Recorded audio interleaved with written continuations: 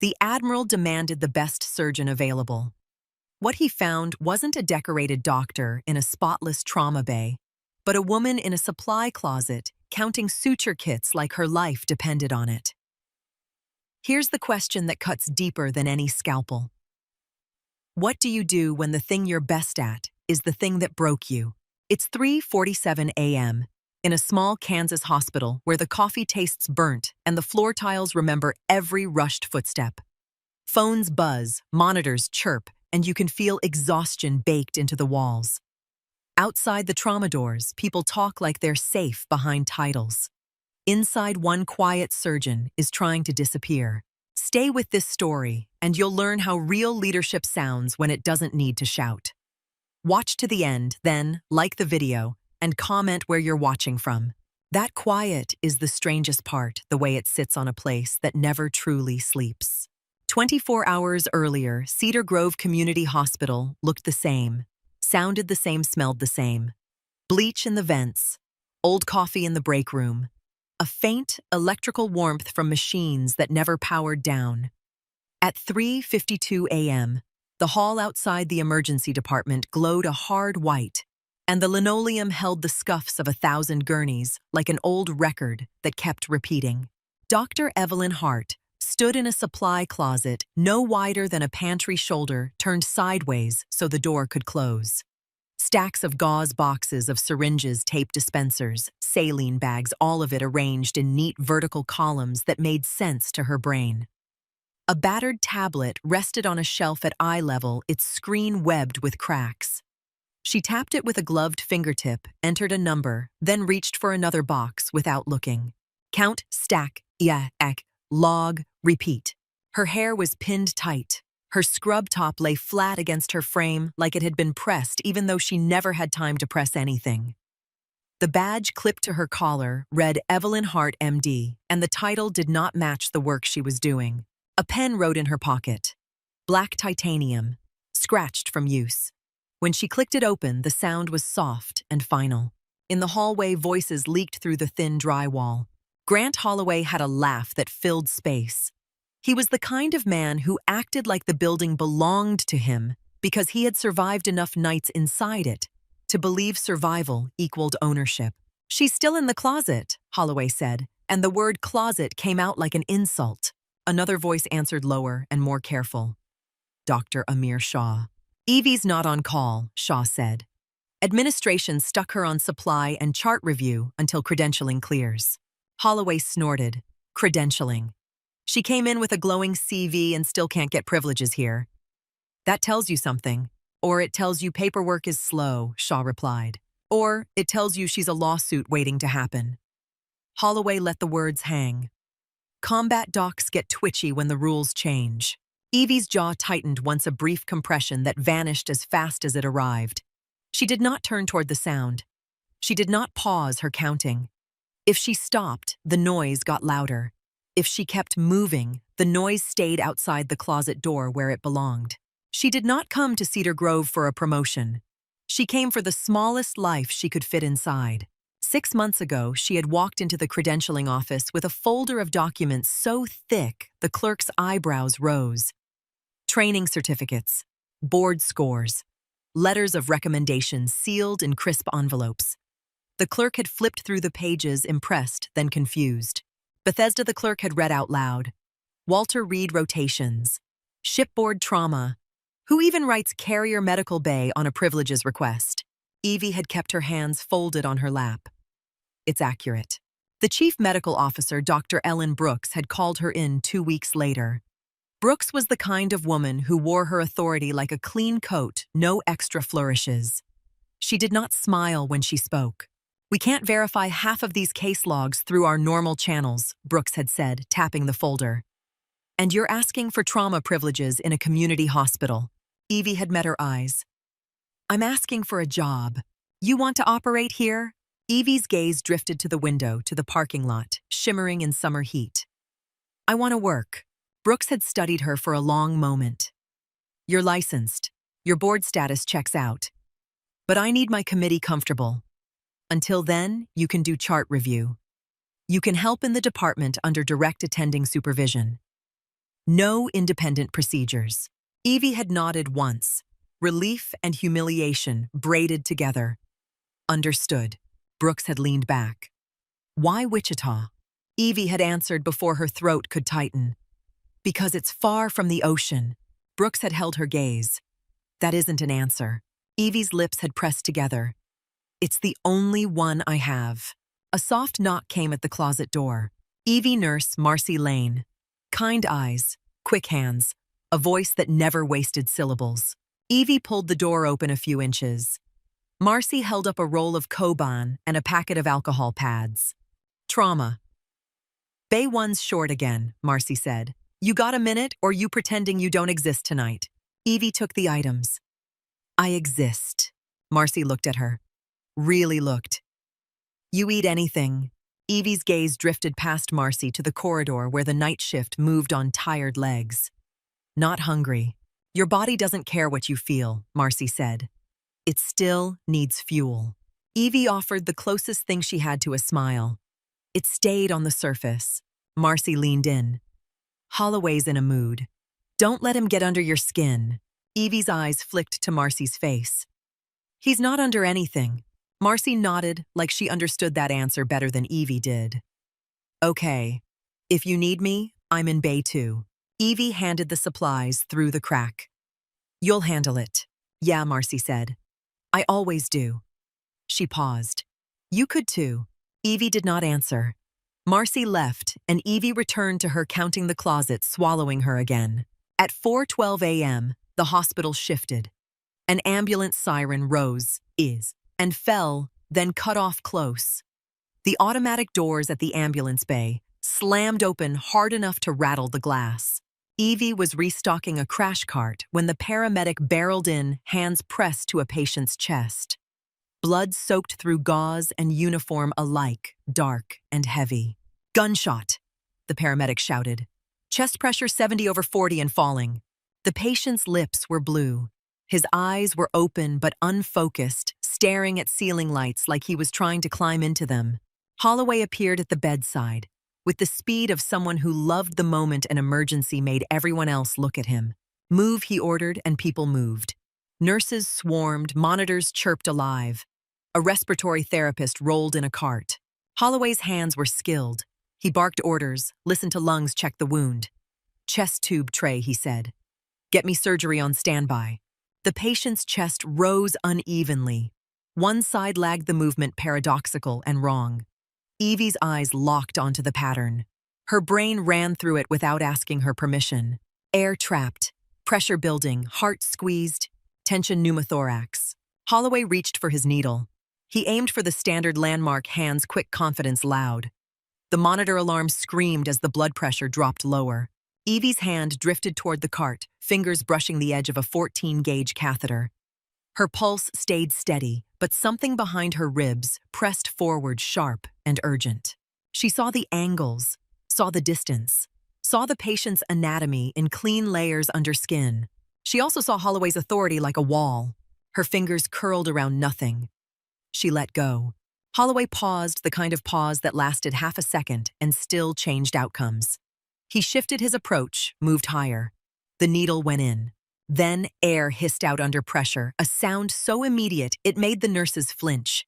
The monitor softened its scream. Numbers crawled up. 70, 80, 90.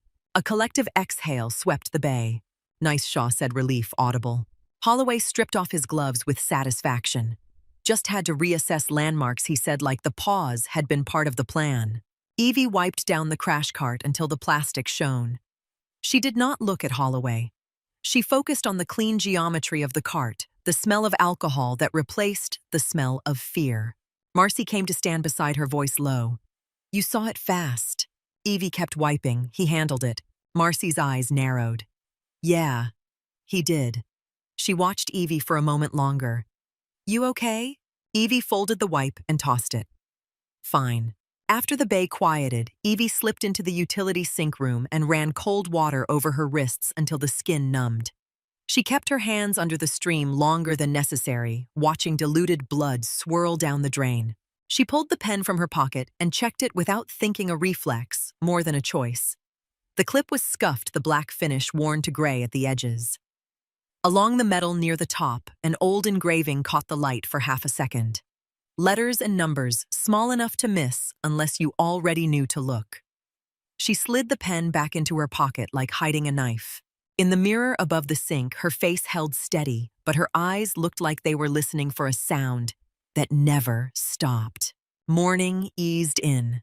Sunlight hit the lobby windows and made the dust look almost gentle. The day shift arrived with brighter voices and cleaner shoes. Holloway traded his overnight exhaustion for daytime swagger.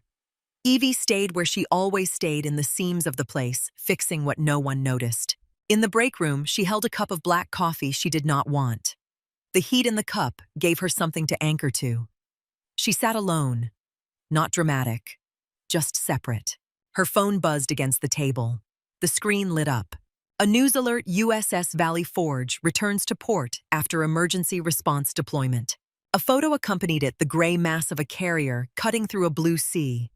Something in Evie's face changed, not an expression, more like the removal of a layer. Her eyes fixed on the words. Her breathing slowed. The break room faded. The refrigerator hum disappeared. The laughter dimmed. In her mind, the floor tilted. Metal vibrated under her boots. Red emergency lighting washed everything in the color of blood you had not yet seen. A siren screamed through the ship's bones. Her hands were wet. Wrist deep. Not her blood. A young sailor lay on a table in a medical bay that felt too small for the number of bodies being carried in. His face was pale under the red lights. His eyes were wide, trying to be brave. Evie heard her own voice, steady, calm, too kind for the moment. "Stay with me," she said. "Look at me." Heat pressed down like a living weight. Sweat ran into her eyes. Someone shouted a name. The ship shuddered, steel groaning. A distant blast sent vibration up through the deck. Evie's hands did not shake. Back in the break room, the coffee cooled in her grip. Marcy's chair scraped the floor as she stood and walked over. "You okay, honey?" Marcy asked. Evie blinked. The present returned in pieces. The table edge. The coffee cup. The smell. "Just tired," Evie said. Marcy glanced at the phone screen at the carrier photo. "You Navy?" Evie answered too fast. "No." Marcy studied her eyes, soft, but sharp. "My dad was Navy," she said. "You sit like him, like you're braced for movement." Evie forced a small smile that did not reach her eyes. "People have habits." Marcy's gaze drifted to Evie's pocket, to the pen clip catching the overhead light. "That's a nice pen." Evie's fingers tightened around the coffee cup. "It works." Marcy let the subject drop. "Go home after shift," she said. "Actually, sleep." Evie stood, tossed the coffee, moved with efficient economy. "I'll try." Evie's apartment sat above a bait shop, 3 blocks from the hospital. The unit was clean, in a controlled way, not decorated, not warm, just arranged, so nothing surprised her. She locked the deadbolt, checked it again, then set her keys in a bowl by the door. She washed her hands longer than necessary. Soap. Rinse. Soap again. In the bedroom, the bed was made tight, corners tucked. She lay down anyway, stared at the ceiling, waited for her body to cooperate. It did not. Her phone sat face down on the nightstand. The silence of it did not feel like peace. It felt like the pause between alarms. The vibration came without warning. She turned the phone over. Unknown number. "We know where you are." Evie's thumb hovered, then moved. Delete. No reply. She set the phone face down again. The screen went dark. The message remained bright behind her eyes. She stood at the window and watched the street below. A silver sedan sat across from the bait shop, with its engine off, windshield catching the pale sun. It could have been anyone. It could have been nothing. Evie counted the seconds anyway. The sedan did not move. No one got out. No one looked up. She stepped back from the window, picked up her keys, then set them down again. Her breathing stayed controlled, but her body went alert in a way that did not belong in an apartment. She checked the deadbolt a 3rd time and hated herself for needing to. By late morning, Cedar Grove moved into its daytime rhythm. Visitors spoke in softer voices as if the building deserved manners. Evie returned anyway, not officially on the schedule, but present. She moved through the corridors with a clipboard correcting chart errors, reconciling medication lists, catching small mistakes before they grew teeth. In Trauma Bay 2, Holloway worked a difficult intubation. His technique was clean. His hands were steady. He was a good doctor, even when he acted like competence made him untouchable. Evie watched through the glass for a moment, noting the angle of the jaw, the oxygen saturation, the way he adjusted his grip. Holloway glanced up and saw her. "You like to watch," he called. Evie's expression stayed neutral. "I like to make sure the equipment gets put back." Holloway laughed. "We've got a surgeon who counts bandages." Evie met his gaze. "We've got an attending who needs an audience." A nurse near the door hid a smile. Holloway's laugh died in his throat. Evie walked away before he could answer. In the cafeteria at 1:15 p.m., Evie sat with a salad she did not eat. Water she sipped without tasting. Her fingers rested flat on the table nails trimmed short. A man stopped at the edge of her table, close enough that she could smell aftershave and something ocean-sharp beneath it. "I told myself no," he said quietly. "I told myself there's no way. Not here." Evie did not look up. "You have the wrong person." Commander Thomas Vance retired. Civilian clothes that did not hide the military in his spine. He pulled out the chair across from her and sat without asking. "I watched you on the Valley Forge," Vance said. 3 decks down. No evacuation route. Heat so bad the air turned thick. Evie's fingers tightened on her cup. She set it down carefully as if it might shatter. "I don't know what you're talking about," she said. Vance's eyes were sharp with recognition. "You held a kid's aorta together with your fingers while we waited for a helicopter that never came," he said.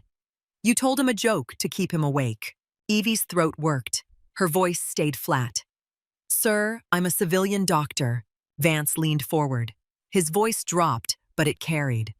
"Lieutenant Commander Evelyn Hart," he said. "Trauma surgeon. Carrier medical. You saved dozens during the propulsion fire." A nearby conversation slowed. A chair scraped.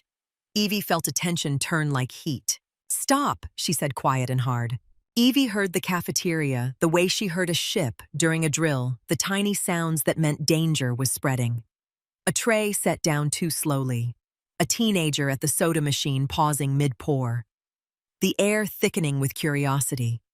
She could feel Holloway somewhere behind her, even without turning, could feel his pride prickling at the idea that the quiet woman in the closet had a name that carried rank. She kept her face blank because a blank face gave people nothing to grab. Vance did not flinch. "Why are you counting supplies in Wichita?" Evie looked up, then eyes like glass. "Because it's quiet." Vance's mouth tightened. "Nothing about you is quiet." Evie stood so fast the chair legs scraped the floor. "Commander, please." Vance rose too, but he did not reach for her. "The Navy is looking for you," he said. "They need you." Evie's laugh was a single breath with no humor. "They needed me then." Vance's eyes softened. "Evie." She heard her name the way she heard sirens. "I'm done," she said. "I'm done saving people who run toward explosions." Vance's gaze flicked toward her hands. "Then why did you step in last night when Holloway hesitated?" he asked. "Why do you look at a chest wall like you're reading a map?" Evie pushed past him, walking toward the exit. She did not run. She moved with control, refusing to give the room the satisfaction of seeing her break. Behind her, Vance's voice followed. "You can't quit who you are." Evie did not turn around. "Watch me," she said, and kept walking. She made it to the stairwell before her hands started shaking. Her fingers curled around the railing knuckles, whitening as she forced them still. The concrete stairwell smelled like dust and mop water. A single fluorescent bulb flickered overhead. Evie pressed her forehead to the cool metal and breathed. 4 counts in. Hold. 6 counts out. A memory tried to surface sharp as a hook. A dry erase board on a bulkhead. Names written fast.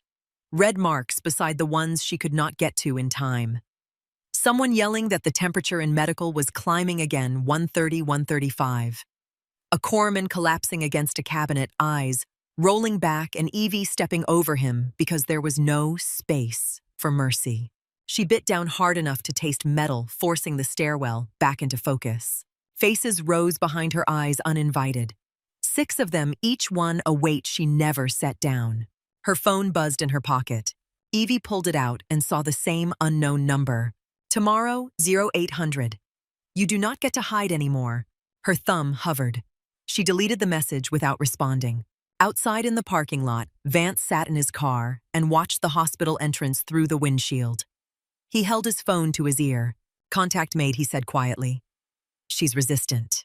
He listened, eyes never leaving the doors. Understood, he said. Send the file. Inside the hospital, afternoon drifted into that uneasy calm that always felt borrowed. Evie returned to the supply closet and counted suture kits again, hands steady because she demanded it. The black titanium pen caught the light as she wrote the ink, clean and sure. In the hallway beyond the closet door, a radio crackled on the wall, sharp enough to cut through routine. The charge nurse's voice rose, then tightened as she listened. Evie's head lifted slightly, not toward the sound, but toward the change in the air that always came before the words did. The radio on the wall snapped again, louder this time, as if the building itself had leaned closer to listen. The charge nurse stood at the desk with one hand braced on the counter, eyes fixed on the speaker. Her face lost color in a way Evie recognized. Not fear exactly. Calculation failing to keep up with what was coming. Multiple vehicle pileup, the dispatcher said, voice clipped and professional. Interstate 135 near the Kellogg interchange. 10 victims inbound. 6 critical, possibly more. First unit arriving in 4 minutes. The charge nurse swallowed. Her gaze flicked across the department like she was counting beds with her eyes. Grant Holloway looked up from a chart pen, paused mid-line. For the first time since Evie met him, his confidence did not fill the space immediately. It hesitated, as if it had to check whether it still worked in this kind of weather. How many red tags, he asked. At least 6, the charge nurse said. Ambulance crews are still triaging on scene. Call Wesley, Holloway said. Call St. Francis. Get a diversion. Dr. Amir Shaw was already on the phone. He listened, then shook his head once slow. They're on diversion, Shaw said. Full capacity. The words landed heavy. Not dramatic. Just final. Holloway's jaw tightened. He straightened his shoulders like posture could turn a community hospital into a trauma center. Then we take what we can, he said. Clear bays 1 through 4. Pull respiratory down here. Page anesthesia. Get the crash cart in the hall. Marcy, I want extra IV kits, extra suction, extra everything. Marcy Lane did not waste time answering. She moved. Nurses moved with her, quick and tight, their fear disguised as efficiency. Evie stood near the supply station with a clipboard. She did not need her eyes moving over the room the way they moved over a chest wall. She took inventory without writing anything down. 4 trauma bays. 1 CT scanner shared with the whole hospital. Blood bank that could handle a normal night but would strain under a heavy hour. A staff trained for everyday emergencies, not a surge that arrived like water through a broken levee. She watched a resident open a cabinet and stare into it as if supplies might appear through sheer hope. She watched Holloway point and pace, voice rising as he tried to build control out of sound. Evie's phone vibrated in her pocket. She ignored it. There was no safe message at a time like this. There was only noise. The ambulance bay doors burst open. The first gurney hit the threshold, hard wheels chattering over the seam where outside met inside. A paramedic shouted as he ran. Female 20s, glass penetration, chest and arms, hypotensive. Behind him, another team pushed a man in his 40s. His leg was bent at an angle. Legs were not supposed to bend. He screamed every time the gurney shifted. A third gurney arrived with a teenage boy who looked too still. His chest moved in shallow, uneven pulls like he was drinking air through a straw. A fourth came in fast, with compressions already underway. A nurse from the ambulance crew rode the side rail, arms, locked shoulders pumping. No pulse, she shouted. V-fib on monitor. We shocked once on scene. No change. The hall filled with voices. The sounds stacked until it became one loud thing, a storm made of words. Holloway stepped forward and tried to catch the storm with his hands. Bay 1, take the chest trauma, he ordered. Bay 2, head injury and that femur. Bay 3, the code. Bay 4, whoever's still breathing. He pointed again, but there were too many bodies and not enough time. His commands overlapped the paramedics. Nurses spoke over each other. A respiratory therapist pushed in and nearly collided with a gurney. The teenager on the third gurney made a thin choking sound. His eyes rolled. His chest stopped moving. Apnea, someone said. He stopped breathing. A nurse reached for a bag valve mask, but her hands shook. Another nurse tried to move around her, blocked by equipment. The woman with glass in her chest moaned once, then went slack. A paramedic slapped her cheek. "Stay with me," he said. "Stay with me." Her blood pressure on the monitor slid downward like a drain unclogging. The code patient's monitor screamed. Flatline threatened to replace chaos with silence. Evie set the clipboard down. It made a small sound against the counter, barely audible. No one looked. She stepped into the center of the emergency department, where the hall widened between bays 2 and 3. She did not raise her voice at first. "Stop," she said. Nobody heard her. The storm kept moving. Evie lifted her chin just a fraction. Her voice sharpened. Not louder, clearer. "Stop." The word sliced through the noise like a blade through cloth. Maybe it was the tone. Maybe it was the way she stood, feet planted, shoulders square, eyes steady. Maybe people heard something in her voice that did not belong to a civilian hallway. Heads turned. The paramedics hesitated mid-push. Nurses froze with hands hovering over supplies. Holloway stared, like he had just been interrupted in his own house. Evie looked at the gurneys, then at the staff, then at the bays. Her eyes did not dart. They landed. "You," she said, pointing at Amir Shah. "Bay 1. Flail chest. Needle decompression first. Left, then right. Then chest tubes. Do not wait for imaging." Shah blinked, his mouth opened. Evie's gaze did not move. "Go," she said. Shah moved. "You," Evie said, pointing at the resident near the door, a young man who looked like he had never been responsible for a person's last breath. "Femur fracture gets a traction splint before X-ray. Now. Pain control after you stabilize the limb. Call ortho once he is splinted." The resident swallowed. "Yes, doctor." He ran. Evie turned to Marcy. "Glass chest in Bay 2. Large bore IVs. 2. Pressure bag. Type and cross. Call blood bank. If you cannot get peripheral access, you go IO." Marcy's hand stopped shaking. "Got it." Evie pointed at another nurse. "Teenage boy with apnea. Bag him. Airway cart to Bay 4. I want end tidal CO2 on immediately." The nurse snapped into motion. Evie turned to Holloway. He still stood in the center jaw, tight pride climbing up his throat. "The code comes with me," Evie said. "Bay 3. Now." Holloway's eyes narrowed.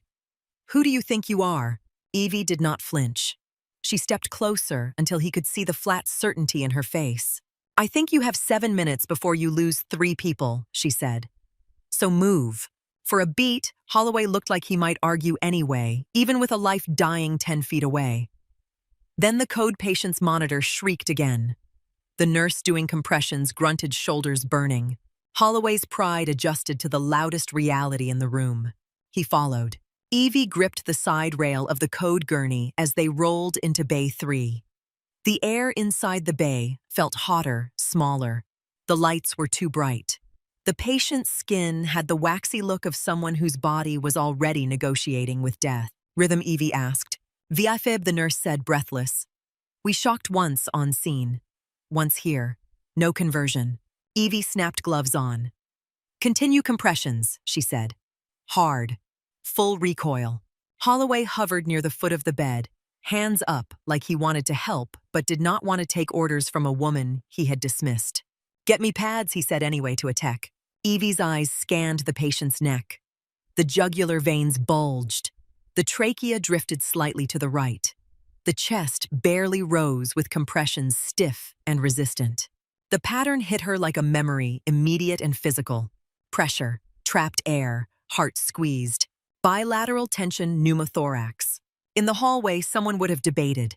Here, there was no time for debate. 14-gauge catheter, Evie said. A tech hesitated. "Doctor, we usually confirm with ultrasound."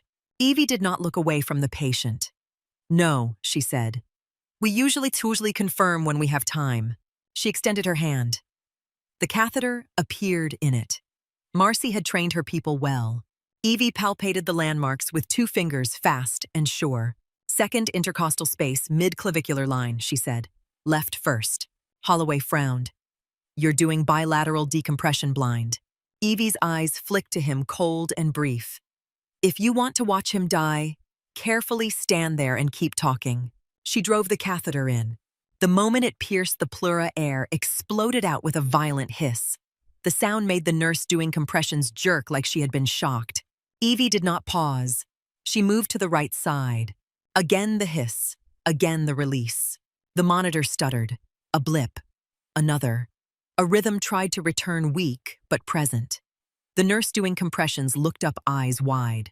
I've got a pulse, the nurse said, voice cracking with disbelief. Evie leaned in, felt the carotid with 2 fingers. It was there. Thready, fast, real. Stop compressions, Evie said.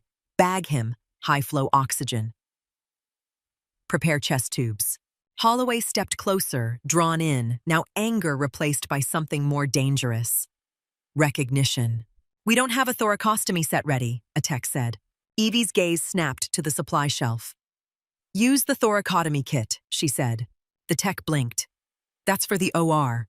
This is the OR, Evie said. Open it. The kit appeared.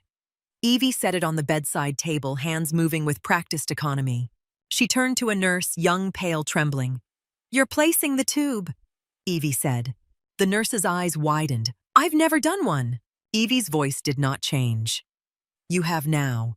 Holloway scoffed under his breath. This is insane. Evie ignored him. She pointed to the nurse's hands. Scalpel. Incision at the 5th intercostal space, mid-axillary line. Here.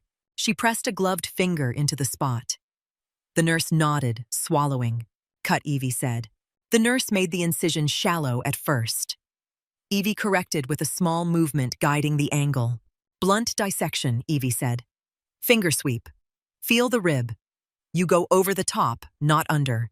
You do not want the neurovascular bundle. The nurse's hands shook, but she followed the instructions. Her finger found the space. Her breath came in short pulls. There, Evie said. Now the tube. Advance until you feel resistance, then a give. Do it. The tube slid in. Bubbles appeared in the water-sealed chamber as air escaped. Good, Evie said. Secure it. Now the other side. They repeated. The second tube went in faster. The nurse's shaking eased as her hands learned in real time. The patient's oxygen saturation climbed. 74, 81, 92. The number looked like a miracle, only because the room had been moments from a flat line.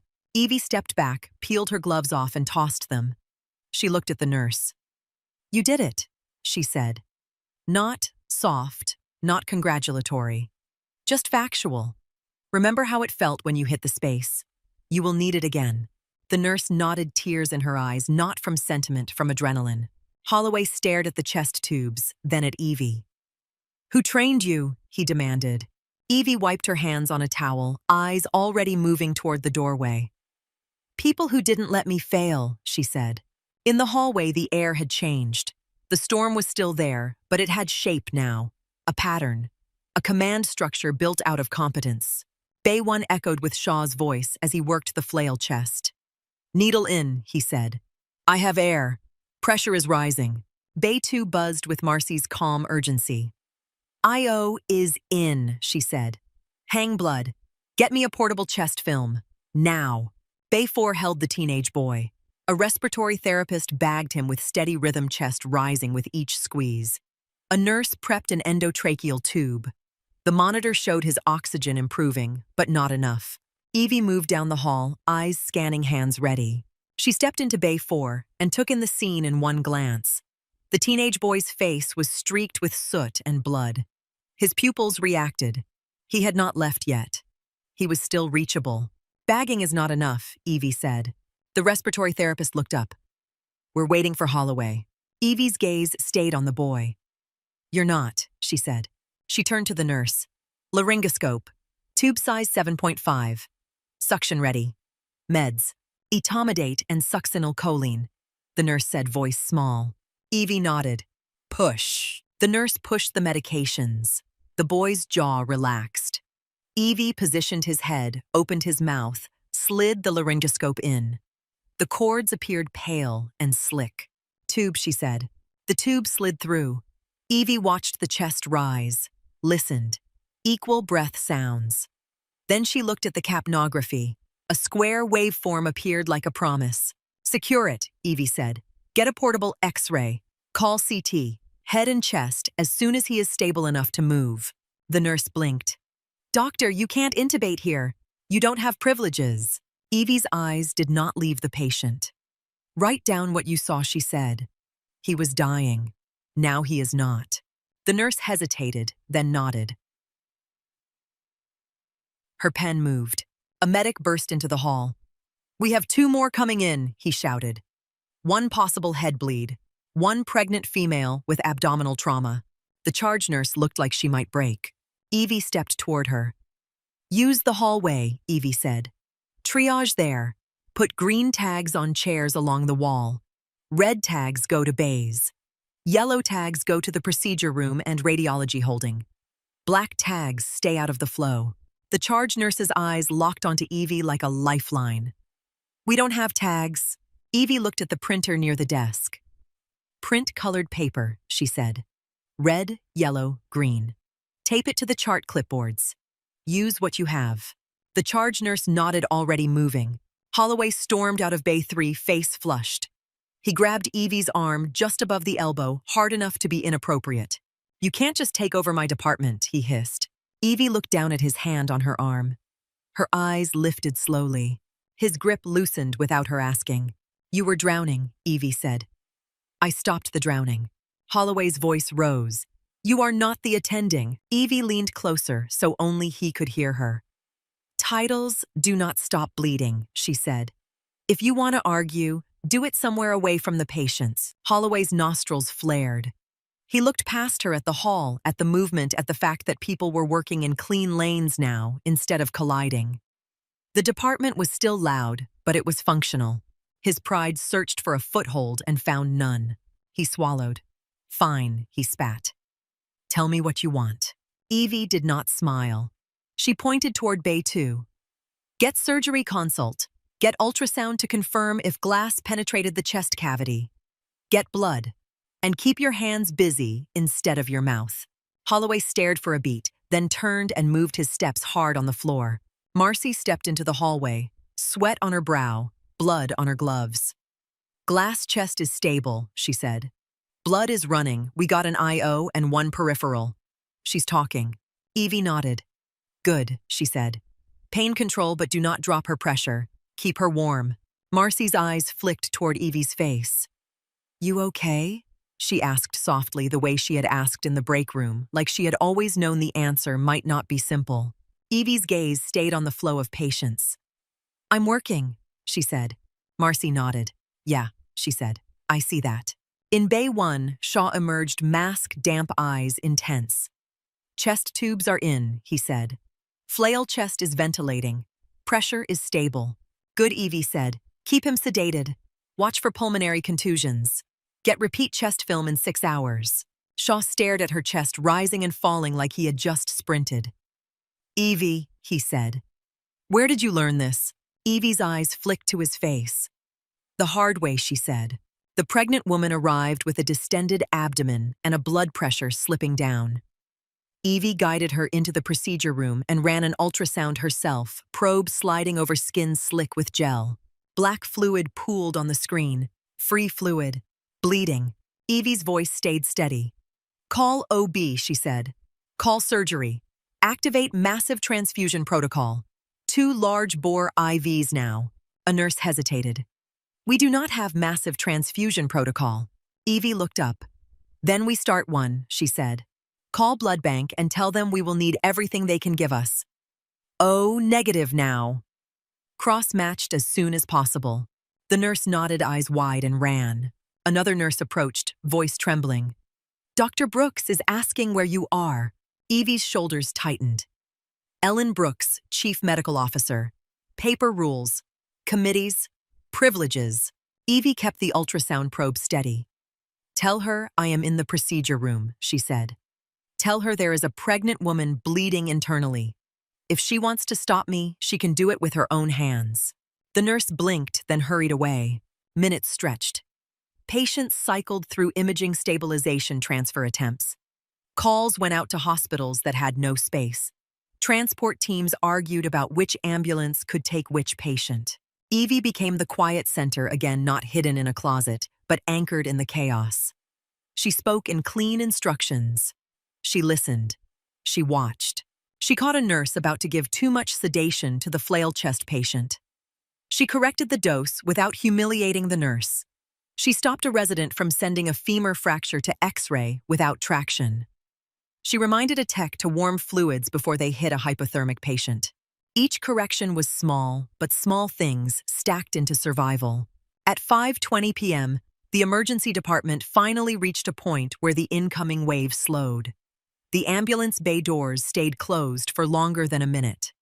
The radio stopped crackling. The hall remained full, but the sound shifted. Less panic. More work. Evie stood at the charge desk and looked down at the list of names and injuries. No one had died. Not in this building. Not today. A nurse approached with a clipboard. Documentation, she said, voice strained. We need your signature on the procedures. Evie stared at the clipboard. Her name printed on the top line, typed by someone who had chosen to write it anyway. Evelyn Hart, MD. Her pen hovered. The black titanium weight in her fingers felt familiar in a way that made her throat tighten. She signed. The ink dried instantly, crisp and permanent. Holloway walked up behind her. His hair was damp with sweat, his eyes bloodshot. The swagger was gone, replaced by something raw. He looked at the list, then at the bays, then at Evie. You intubated, he said, voice low. You placed tubes. You ran triage. Evie did not answer. Holloway's jaw worked, pride fighting with the truth. You don't have privileges, he said again, weaker this time. Evie finally turned to face him. If you want to report me, she said, do it. I will not apologize for keeping people alive. Holloway stared at her. His mouth opened. No words came. He looked away first. Dr. Ellen Brooks appeared at the end of the hall, white coat, crisp eyes sharp. She walked toward Evie with controlled speed. What happened here? Brooks asked, not angry, not soft, just demanding clarity. Marcy started to speak, but Brooks held up a hand. Evie met Brooks's eyes. We had a mass casualty, Evie said. We were short. I stepped in. Brooks's gaze flicked to the bays, to the staff moving with a coordinated rhythm that had not been present before. She looked at the chest tube setup in Bay 1, at the intubated teenager, at the pregnant woman, now stabilized with blood running. Brooks turned back to Evie. You performed procedures, she said. Evie did not deny it. Yes, she said. Brooks studied her face for a long moment. You understand what this means for this hospital, she said. Evie's voice stayed calm. It means we need protocols, she said. It means we need training. It means we need to stop pretending our worst day cannot arrive. Brooks's eyes narrowed. And you, she said. What do you need? Evie blinked once. A sink, she said. To wash my hands. Brooks held her gaze, then nodded as if she had just confirmed something she suspected all along. Go, she said. Evie walked to the utility room and turned on the tap. Cold water hit her fingers. Blood swirled away, then faded to pink, then clear. She stared at her hands under the stream. They were steady. The mirror above the sink showed her face hair still tight, eyes, tired expression, controlled. She looked like a civilian doctor again, except her posture did not know how to soften. When she stepped back into the hall, the staff looked at her differently. Not with awe, exactly. With a cautious respect, the kind that forms when people realize the quiet person has been carrying weight they never noticed. A resident approached, eyes wide. Dr. Hart, he said. Thank you. Evie looked at him. He was young. He had splinted a femur fracture with hands that stopped shaking because someone told him exactly what to do. You did the work, Evie said. He swallowed. I would have messed it up, he admitted. Evie's gaze softened a fraction. Then you learned, she said. That is how it works. The resident nodded, breath-catching, and hurried away. Evie walked into the break room and sat down at the corner table. Someone had placed a fresh cup of coffee in front of her without asking. It steamed gently, the smell darker and richer than the burned pot from morning. She wrapped her hands around it. The heat seeped into her palms. Her phone vibrated once in her pocket. She did not pull it out. The break room door opened.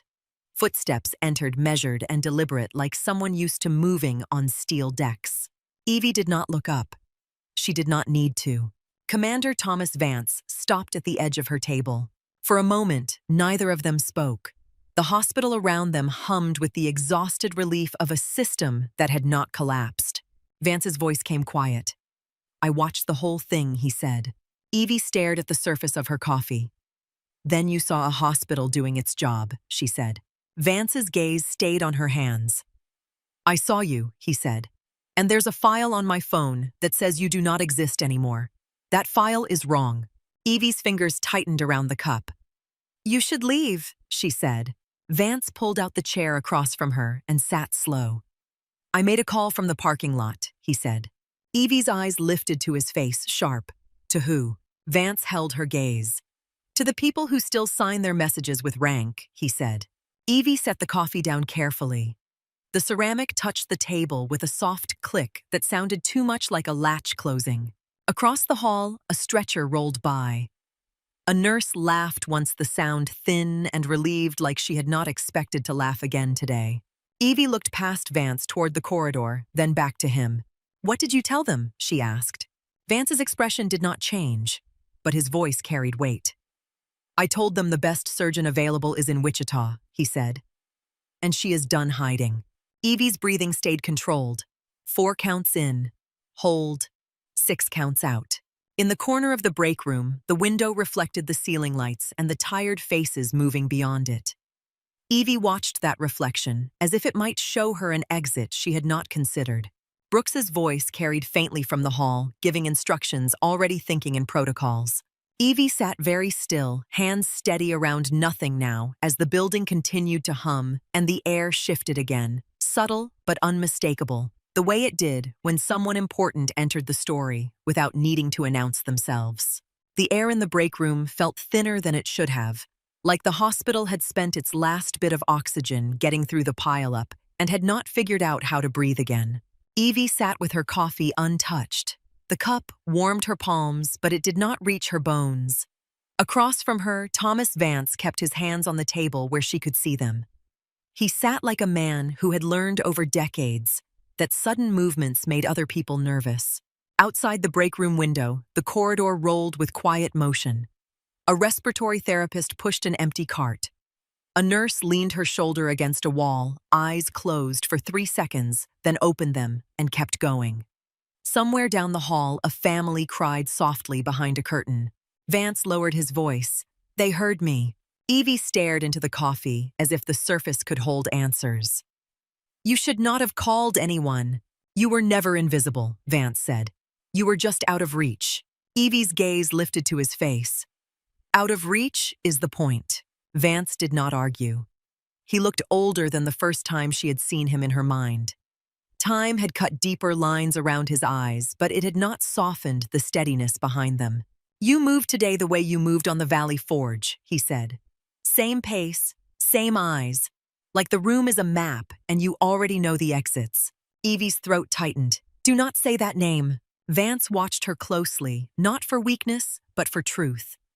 "You cannot erase steel corridors from your body," he said. "They stay." Evie set the cup down with careful control. "Who did you call Commander?" Vance's mouth pressed into a thin line. "People who are supposed to leave you alone," he said. "People who did not."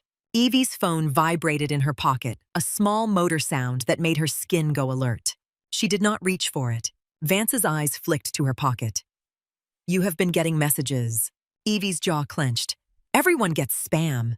"That is not spam," Vance said quietly. Evie held his gaze for a long moment, then slid her phone out and placed it face down on the table.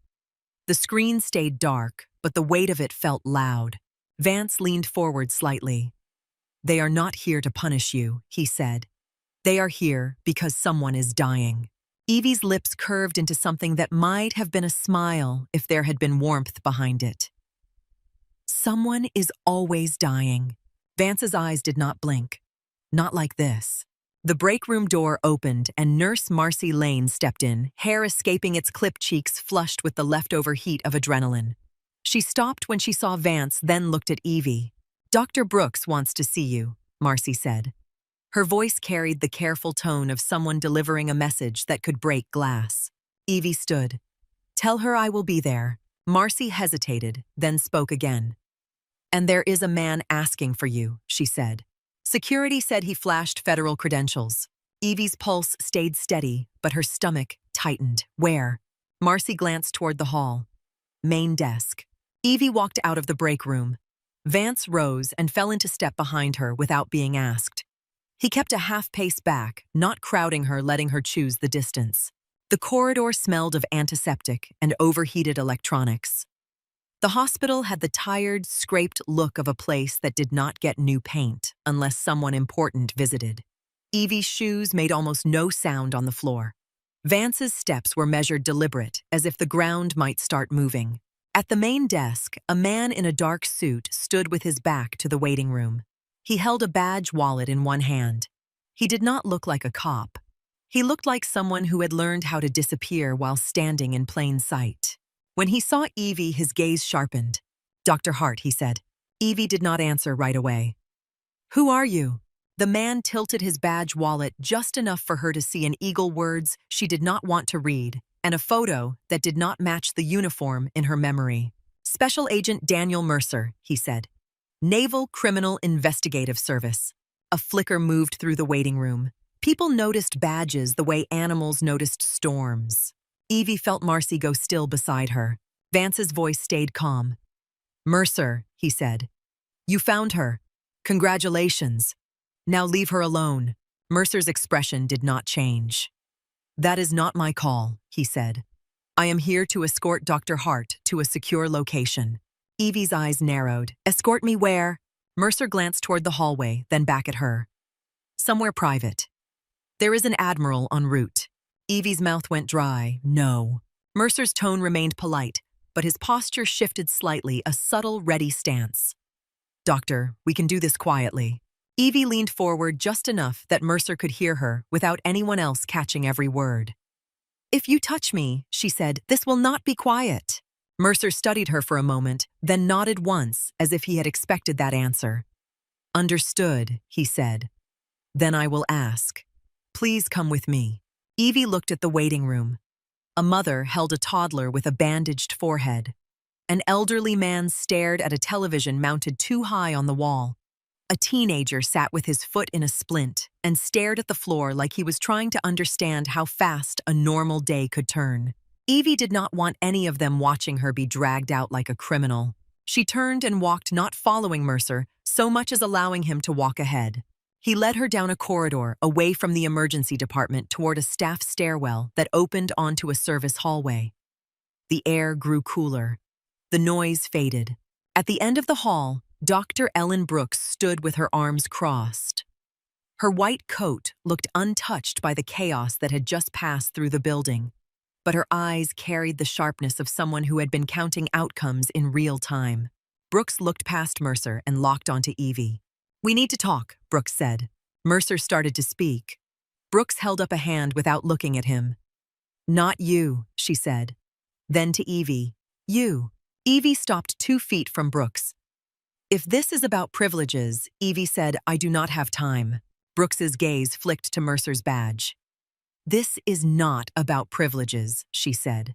"This is about federal agents appearing in my hospital." Mercer's voice remained controlled. "Dr. Brooks, this is a national security matter." Brooks's eyes turned to him colder now. "National security does not supersede my responsibility to my patients and staff," she said. "You can wait." Mercer's jaw tightened slightly. "Ma'am, I cannot." Brooks leaned in. "You can," she said. "Or you can explain in writing why you disrupted a functioning emergency department after a mass casualty event." For a beat, Mercer looked like he might push. Then he nodded once, backing off half a step. Brooks turned back to Evie. Her voice lowered, the steel still there, but now threaded with something like respect. "You saved lives today," Brooks said. "You also exposed this hospital to liability I cannot pretend does not exist." Evie's expression stayed flat. "You can file your report." Brooks watched her. "I already did," she said. "It reads like this.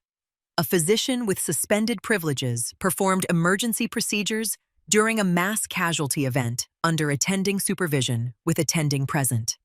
That is the best version of events I can legally support." Evie's eyes narrowed. Attending supervision. Brooks's gaze held steady. "Holloway was in the bays," she said. "He did not stop you. He worked alongside you. That is supervision enough for a committee that wants to believe it." Evie did not speak. A tight pressure formed behind her eyes and she forced it back down. Brooks tilted her head slightly. "Who are you?" she asked, quietly. "Really?" Evie inhaled slowly, the familiar 4-count in hold, 6-count out. "Someone who knows what a chest feels like when it is about to stop," she said. Brooks's mouth tightened. "That is not an answer." Evie met her gaze. "It is the only one I am giving." Brooks stared at her for a long moment, then spoke in a quieter voice. "You should not be counting supplies," she said. "Not after what I saw today." Evie's jaw tightened. "Do not romanticize it. It was ugly." Brooks's eyes remained calm. "Ugly is still alive," she said. "Most hospitals do not get to see the difference in real time." A distant door banged open somewhere. Footsteps echoed heavier than normal, more deliberate. Voices rose, then lowered, as if people were instinctively making space. Mercer's head turned toward the sound. "He is here," he said. Evie felt it before she saw anything else. A shift in the hallway, a subtle tightening of air pressure, like authority entering a room. Rear Admiral Richard Harlan appeared at the end of the corridor, moving with the unhurried certainty of a man who did not need to explain himself. His dress whites were crisp under a dark overcoat. The ribbons across his chest looked like a history written in color. A Navy security detail followed at a respectful distance, not crowding, but present. Brooks stiffened. She did not know what she was looking at, not fully, but she recognized rank the way everyone did, even civilians. It shaped how people stood. Harlan's eyes swept the hallway, then settled on Evie. He did not look surprised to see her. He looked like a man confirming a fact. He stopped a few feet away. "Dr. Evelyn Hart," he said. Evie's spine stayed straight. "I am not your doctor," she said. Harlan's expression remained calm. "I am not here as a patient," he said. "I am here because someone is dying and the best surgeon available is standing in front of me." Brooks took a step forward. "Admiral," she began, voice tight. "This is a civilian facility. I need to understand why federal personnel are operating on my premises." Harlan glanced at Brooks, polite but distant, like she was a procedural barrier rather than a person. "Doctor, he said your facility just managed a mass casualty event under conditions that exceeded its capabilities. You did not lose anyone. That does not happen by accident." Brooks's eyes flicked to Evie. Harlan returned his gaze to Evie. "You can pretend to be small," he said. "You can count supplies. You can bury your hands in paperwork. It does not change what you are." Evie's mouth went dry. "Leave," she said. Harlan did not move. "A naval special warfare operator has catastrophic internal trauma aboard the USS Granite Bay," he said. "Electrical fire, environmental failure. Heat index is 124 in the medical bay. Smoke contamination in ventilation. Limited resources.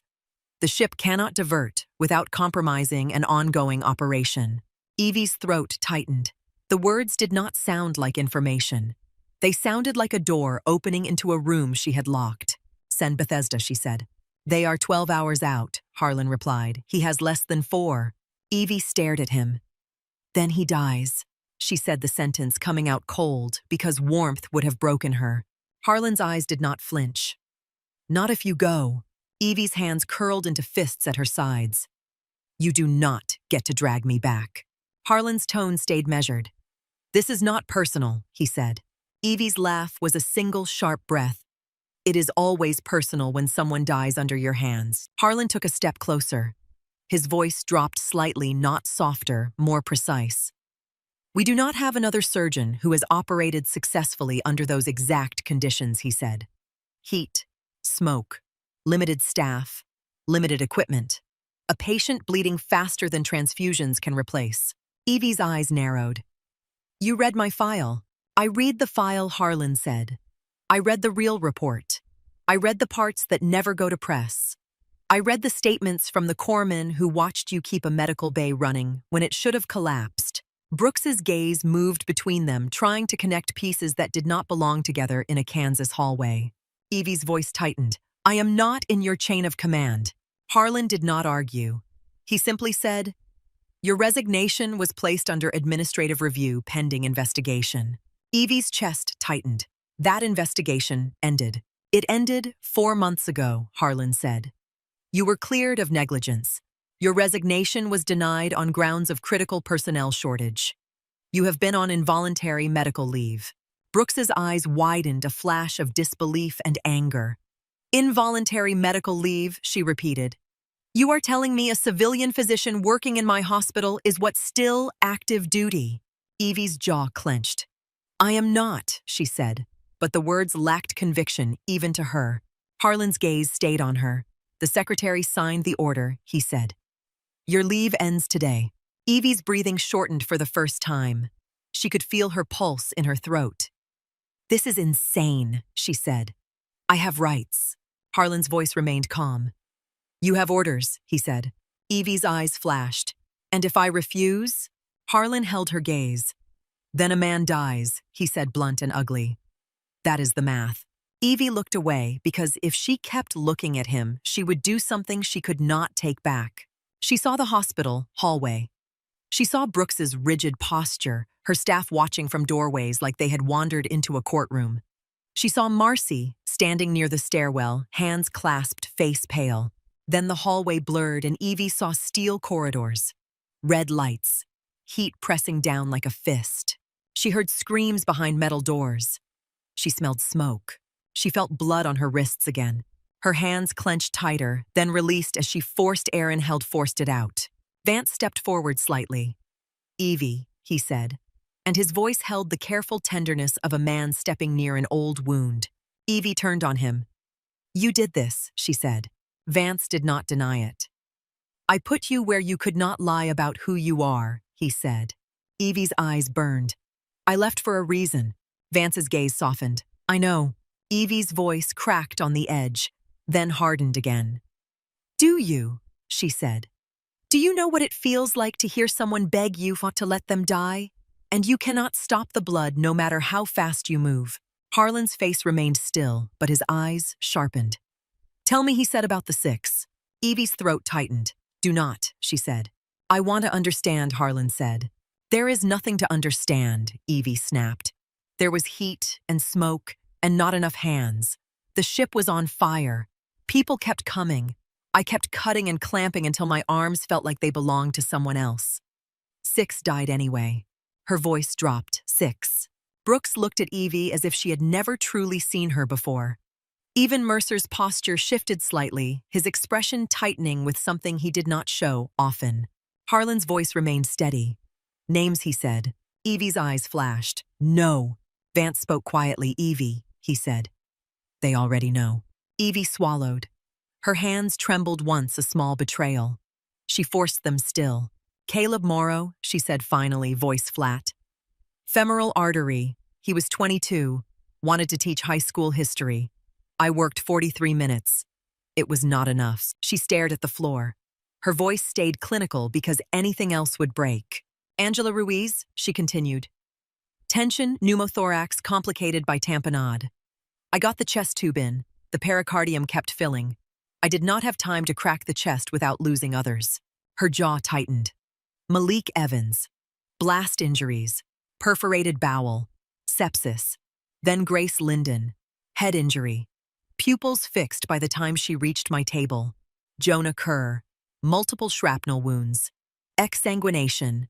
Samuel Park. Smoke inhalation with airway burns. I intubated. It did not matter. Silence filled the corridor. Even the distant sounds of the hospital softened as if the building had leaned away from the weight of it. Brooks's hand rose to her mouth for a moment, then lowered again. She looked at Evie and saw not a problem employee, not a credentialing headache, but a person carrying names like stones. Harlan's voice gentled slightly, not in sentiment, but in precision. You remember every detail, he said. Evie's eyes lifted, glossy but dry. Every second, she said. Every word, they said. Every timestamp. I carry it. Vance's voice came quieter. That is why you are still good, he said. Evie shook her head. That is why I left, she said.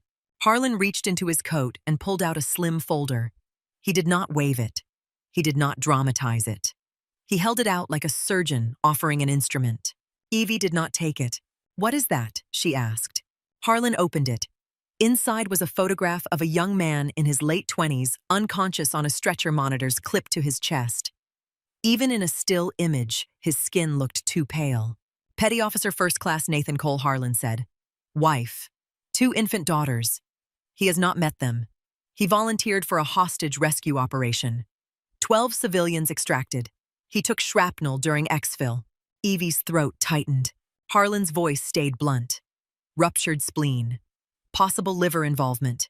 Internal hemorrhage. He is running out of time.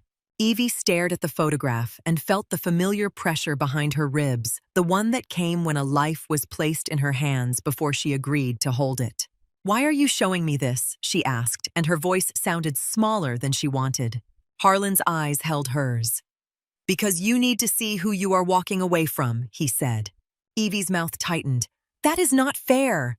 Harlan's tone did not change. War is not fair, he said. Medicine is not fair. The only question is whether he gets a chance. Evie's eyes flicked away from the photo. Send another surgeon, she said. Harlan's voice cut through. Not for this, he said. Not in that environment, not with that timeline. Evie's hands clenched again. She could feel her nails press into her palms. So you decided I have to go, she said. I decided he has to live, Harlan said. Evie turned sharply toward Vance. And you, she said. You came to my hospital and dragged my past into the open. Vance held her gaze, the guilt visible, but controlled. I watched you today, he said. You were already out. You just did not admit it. Evie's voice went thin. I was trying to survive. Vance's eyes softened.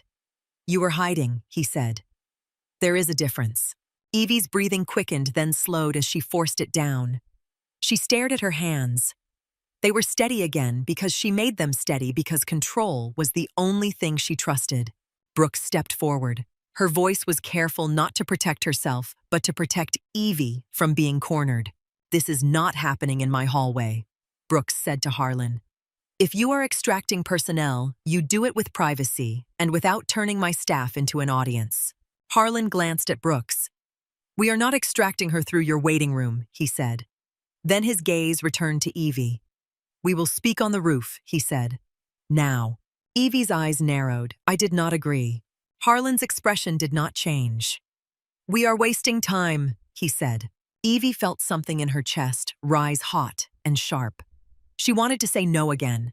She wanted to lock herself back into the supply closet and count until the world stopped asking anything of her. But the photograph stayed in her mind. A man with blood draining out of him. 2 infants who would not know their father if she refused. Evie turned toward Brooks, her voice softened by a fraction, the closest thing she had to gratitude.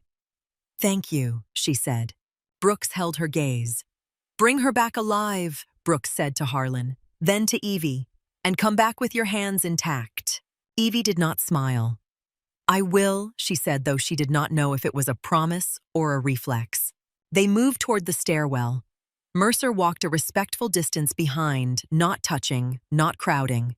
Vance stayed close.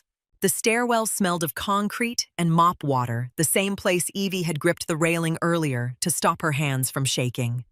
She climbed without looking at the steps, the rhythm familiar measured. On the roof, evening wind hit her face like a slap. The city spread out below Wichita, lights flickering on as the sun bled out behind low clouds. A helicopter sat on the pad rotors, still crew waiting. Not a hospital transport. Military. The kind of aircraft that meant there was no turning this into a misunderstanding. Harlan walked to the edge of the pad and stopped, coat moving slightly in the wind. He looked out at the horizon as if he could already see the ship beyond it. Evie stood 10 feet away. She kept distance on purpose. Harlan turned back to her. "Time," he said. Evie's voice came hard. "You cannot force me," she said. Harlan's gaze stayed steady. "I can," he replied. "But I did not come here to drag you," he added. "I came here to ask you to be what you are." Evie's laugh came out bitter. "That sounds nicer." Harlan did not react. "You want truth," he said. "Here it is. The Navy needs you because the Navy created conditions where you became necessary. That is failure on our side. You paid for it anyway. We are still paying for it." Evie stared at him, wind tugging at her hair. "And you think I am going to trust you with my life," she said after that. Harlan held her gaze. "You do not need to trust me," he said. "You need to trust your hands." Evie's hands curled. The skin on her palms still held the faint imprint of the railing from earlier. Vance stepped closer, voice low. "Evie," he said. "I know what you remember. I know what you do not say out loud." Evie's eyes snapped to him. "Do not," she said. Vance's voice remained steady. "You remember the ones who died," he said. "You also forget the ones who lived because you would not stop." Evie's throat tightened. Harlan reached into his coat again and pulled out his phone. He tapped the screen and held it out. Evie stared at it, then took it with a careful hand, as if the device might burn her. A list of messages filled the screen. Names she recognized. Families she had never met. She scrolled. A mother thanking her for staying with her son, for holding his hand so he did not die alone. A husband thanking her for giving his wife every chance for fighting until the last second. A fiancé writing that Malik had mentioned her on a video call, said if anything ever happened, he hoped she would be there. Evie's vision blurred. Her hand trembled. She gripped the phone tighter. Harlan's voice came quiet, but firm. "They do not blame you," he said. Evie swallowed hard. "I blame me," she whispered. "I know," Harlan said. "That is why I brought you their words. Not to absolve you. To remind you that you are not the judge of whether you tried hard enough." Evie's throat worked. Her eyes stayed wet, but she did not let tears fall. She handed the phone back because if she kept holding it, she might shatter. The wind rose, lifting loose grit off the roof and sending it skittering across concrete. Evie looked at the helicopter. It sat there like a doorway. She turned to Harlan. "If I go," she said, voice tight, "I do it my way." Harlan's brows lifted slightly. "Specify," he said. Evie's jaw clenched. "No interference," she said. "No second-guessing my calls. No arguing in the bay while someone bleeds out." Harlan nodded once. "Agreed," he said. Evie looked at Vance. "You set me up," she said. Vance's eyes held regret and something else, something like relief. "I put you where you would not be able to lie," he said. "That is all." Evie's breath came in, held, then out. Her hands steadied on their own now, not because she forced them, but because a decision had begun to settle. She turned toward the door that led back down to the hospital. Through it, she could almost see Marcy's face, Brooks's rigid posture, Holloway's stunned silence, the staff who had watched her become something they had not expected. Evie turned back to the helicopter. Harlan stepped aside, giving her space. Evie walked forward. A crew chief approached, headset on, eyes respectful.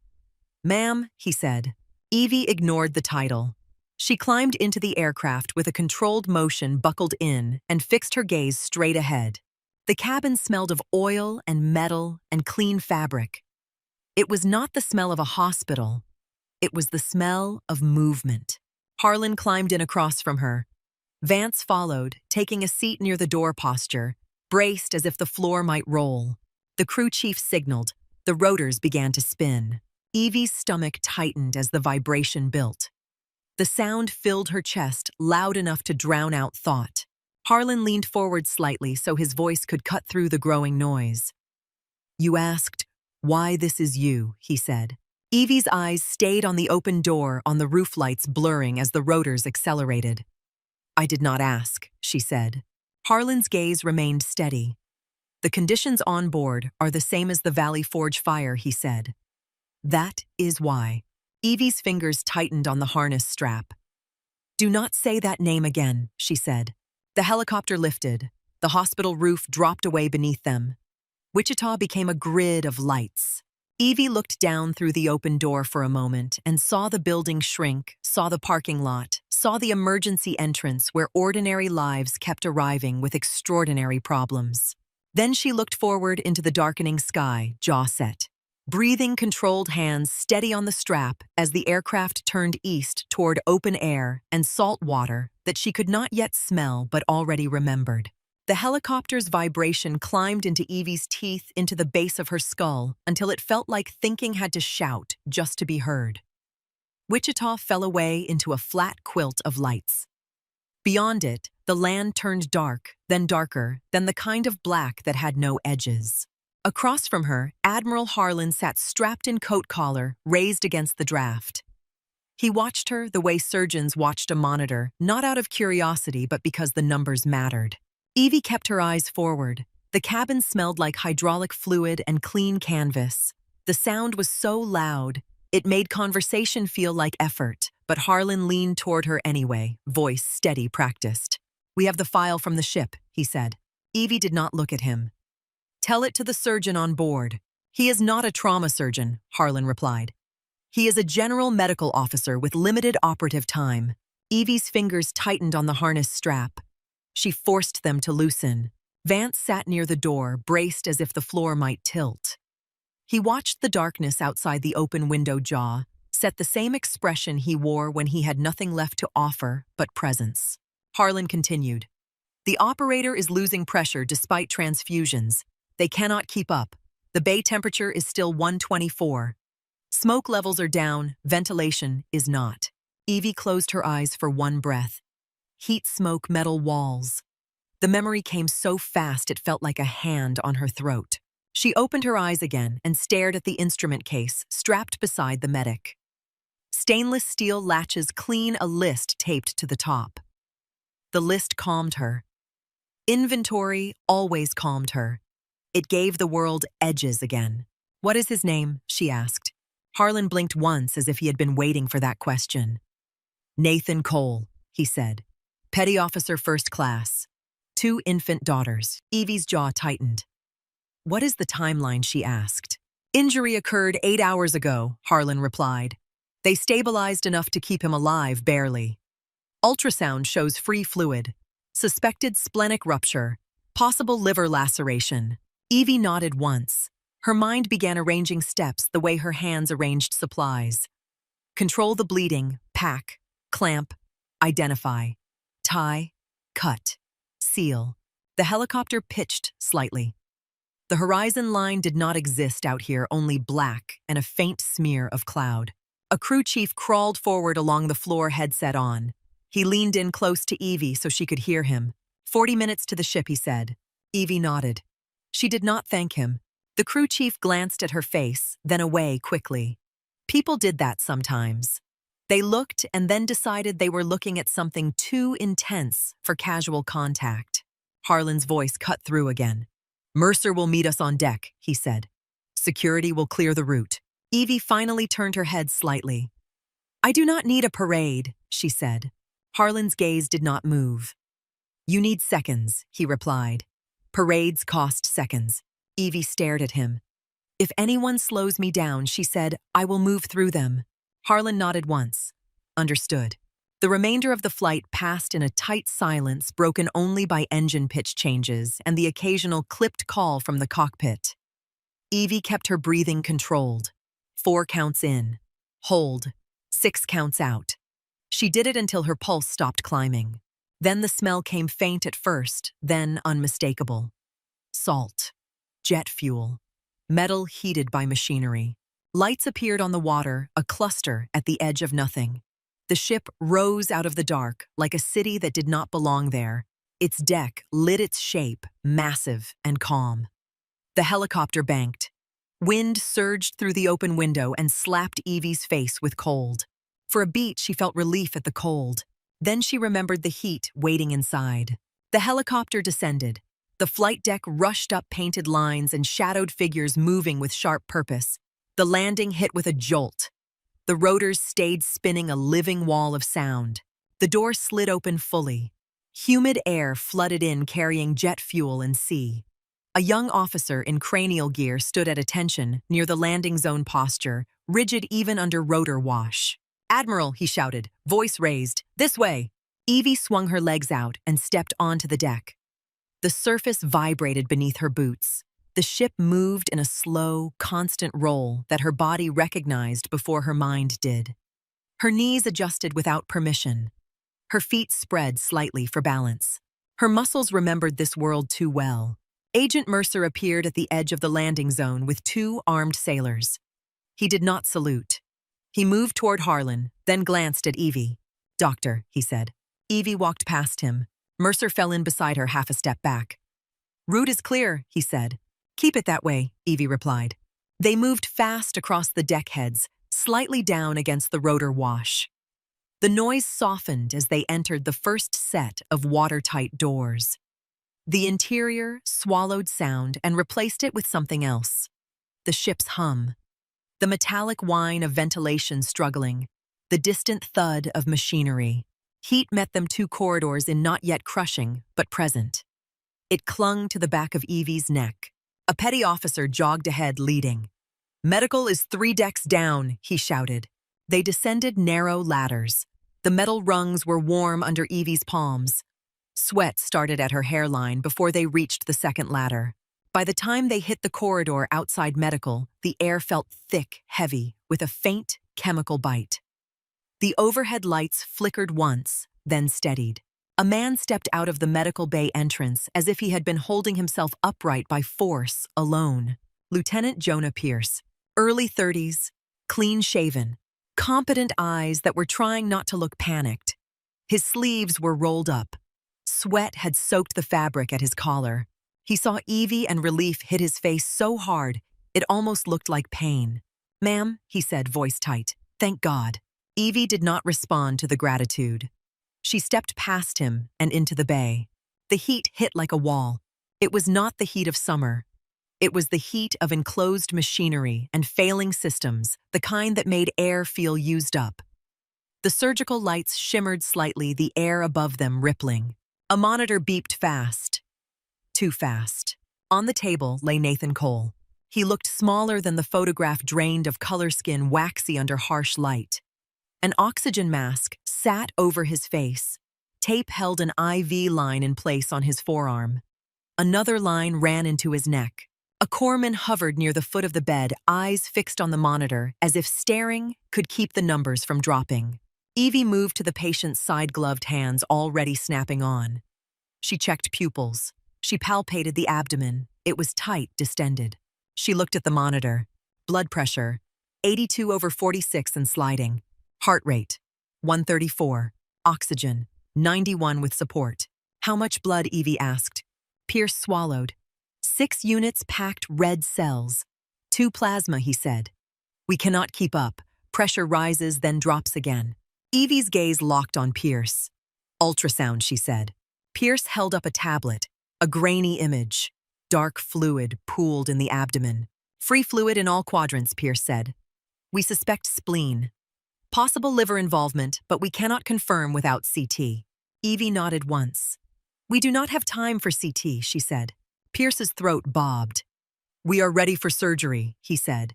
"But ma'am, I have not done a splenectomy under these conditions." Evie's eyes did not soften. Her voice stayed level. "You are going to assist," she said. "You will do exactly what I say when I say it. If you do not understand, you ask in 1 sentence." Pierce nodded hard. "Yes, ma'am." Evie turned. "Who is anesthesia?" A lieutenant in scrubs stepped forward, mask damp. "Lieutenant Harris," he said. "We have him intubated. He is tenuous." Evie leaned in close enough to be heard. "Keep him deep enough to tolerate, light enough to maintain pressure," she said. "Warm fluids. Warm blood. If the pressure drops under 70 systolic, I want pressors ready." Harris nodded. "Understood." Evie scanned the room. Suction, she said. 2 canisters. Backup. Cautery.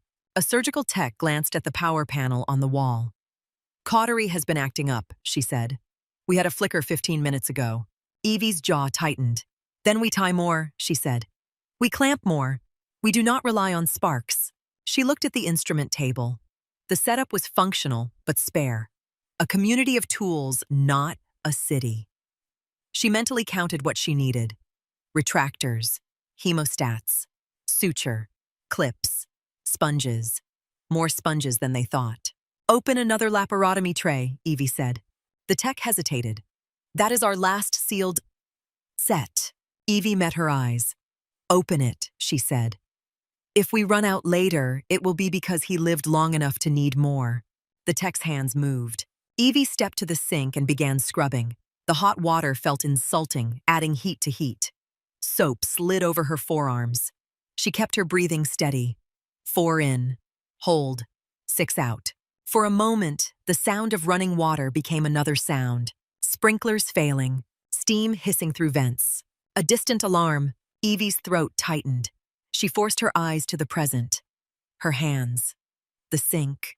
The soap. Pierce stood nearby scrubbing too. He looked at her hands the way they moved, precise, economical. How do you do it? He blurted, then immediately looked like he wanted to bite his own tongue. Evie did not look up. Do what she asked. Stay calm, Pierce said. In this, Evie rinsed her hands, water streaming off her fingers. I am not calm, she said. I am focused. She stepped into the bay and held her hands up, water dripping from her elbows.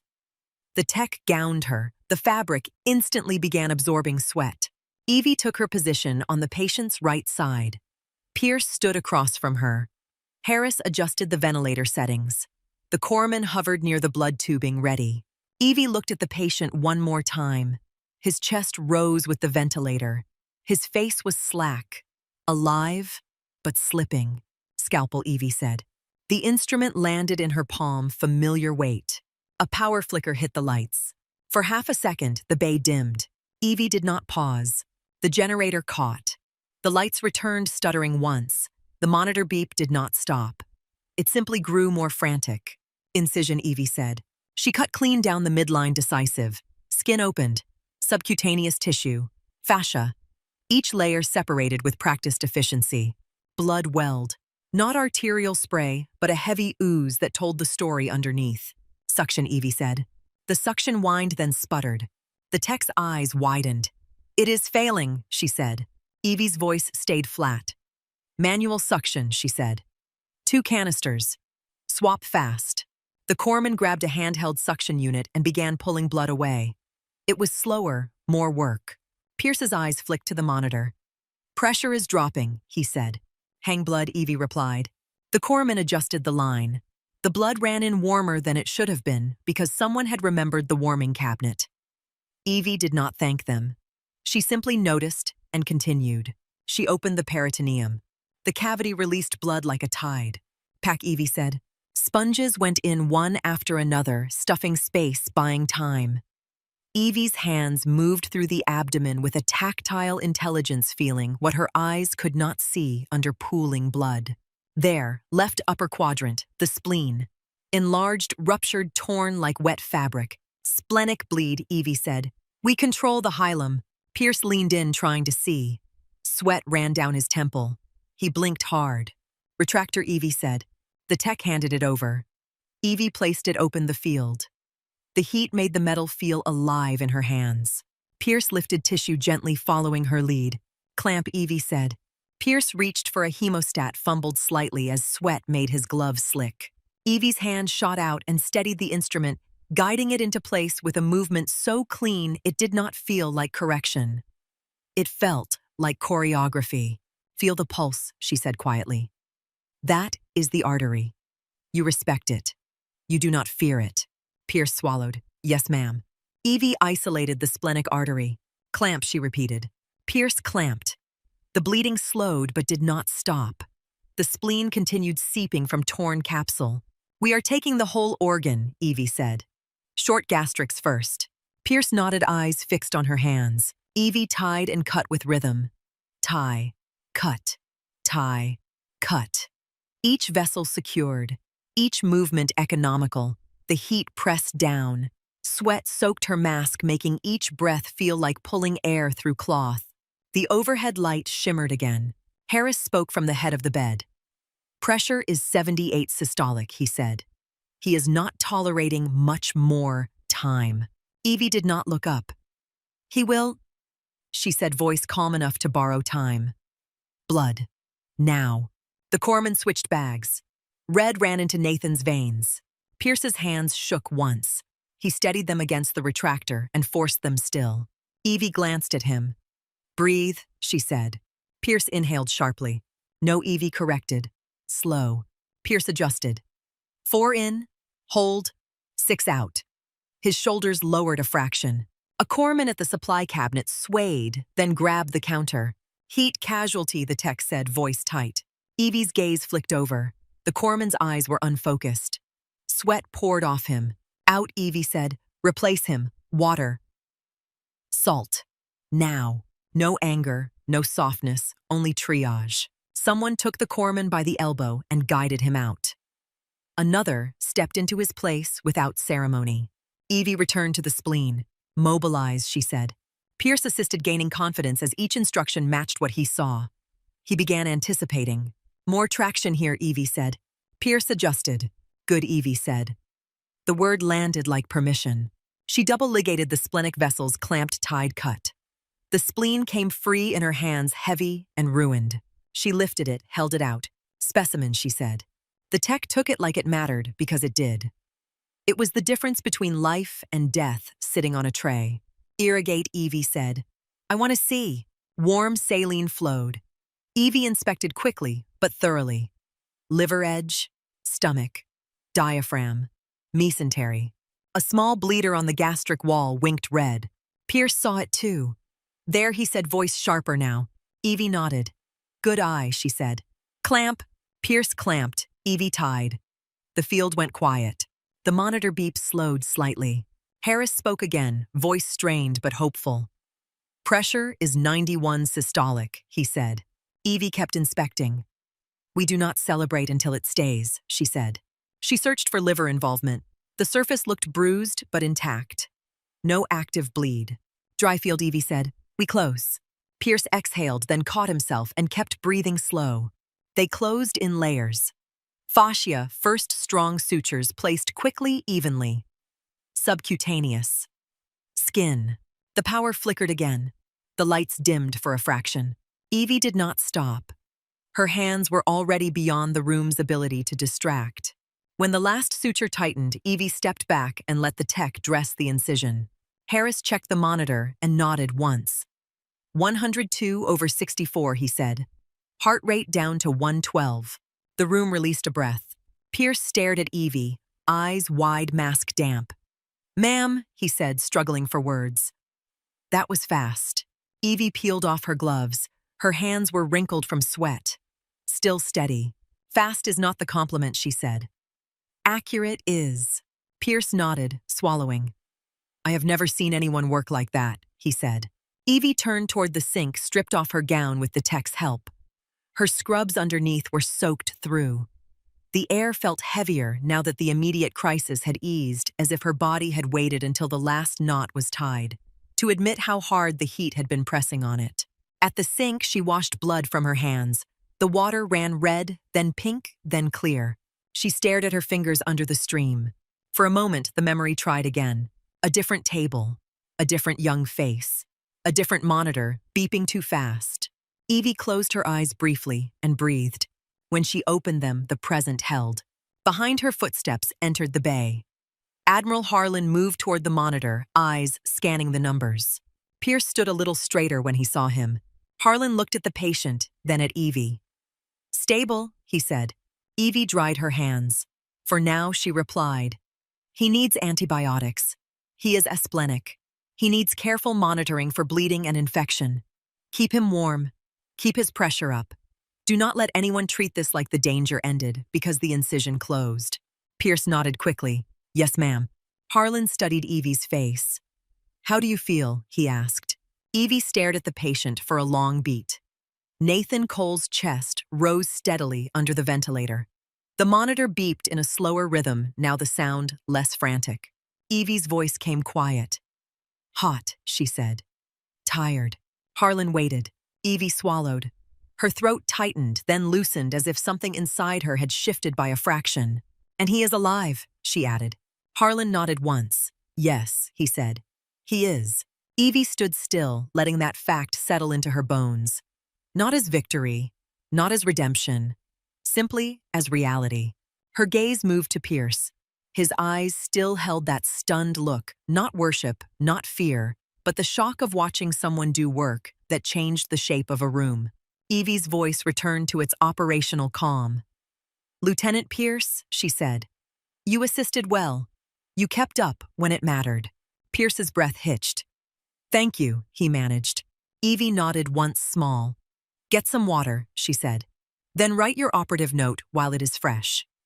"Details matter." Pierce snapped into motion, grateful for a task. Harlan stepped closer, lowering his voice so only Evie could hear. "You did what only you can do," he said. Evie's eyes stayed on the patient. "I did my job," she replied. Harlan's gaze held steady. "That job is why my carrier stayed afloat," once he said. "And it is why this man will go home." Evie's jaw tightened, not in anger, in restraint. "Do not make this sacred," she said. "It is surgery." Harlan did not argue. He only said, "It is a chance." Evie turned slightly, looking at the bay. The heat shimmered still. The ventilation whined like it was tired. The lights flickered faintly, threatening, but holding. A corpsman came in with a clipboard, face flushed. "Admiral," he said. "Medical bay systems are stabilizing. Engineering says they can improve ventilation within the hour." Harlan nodded. "Good," he said.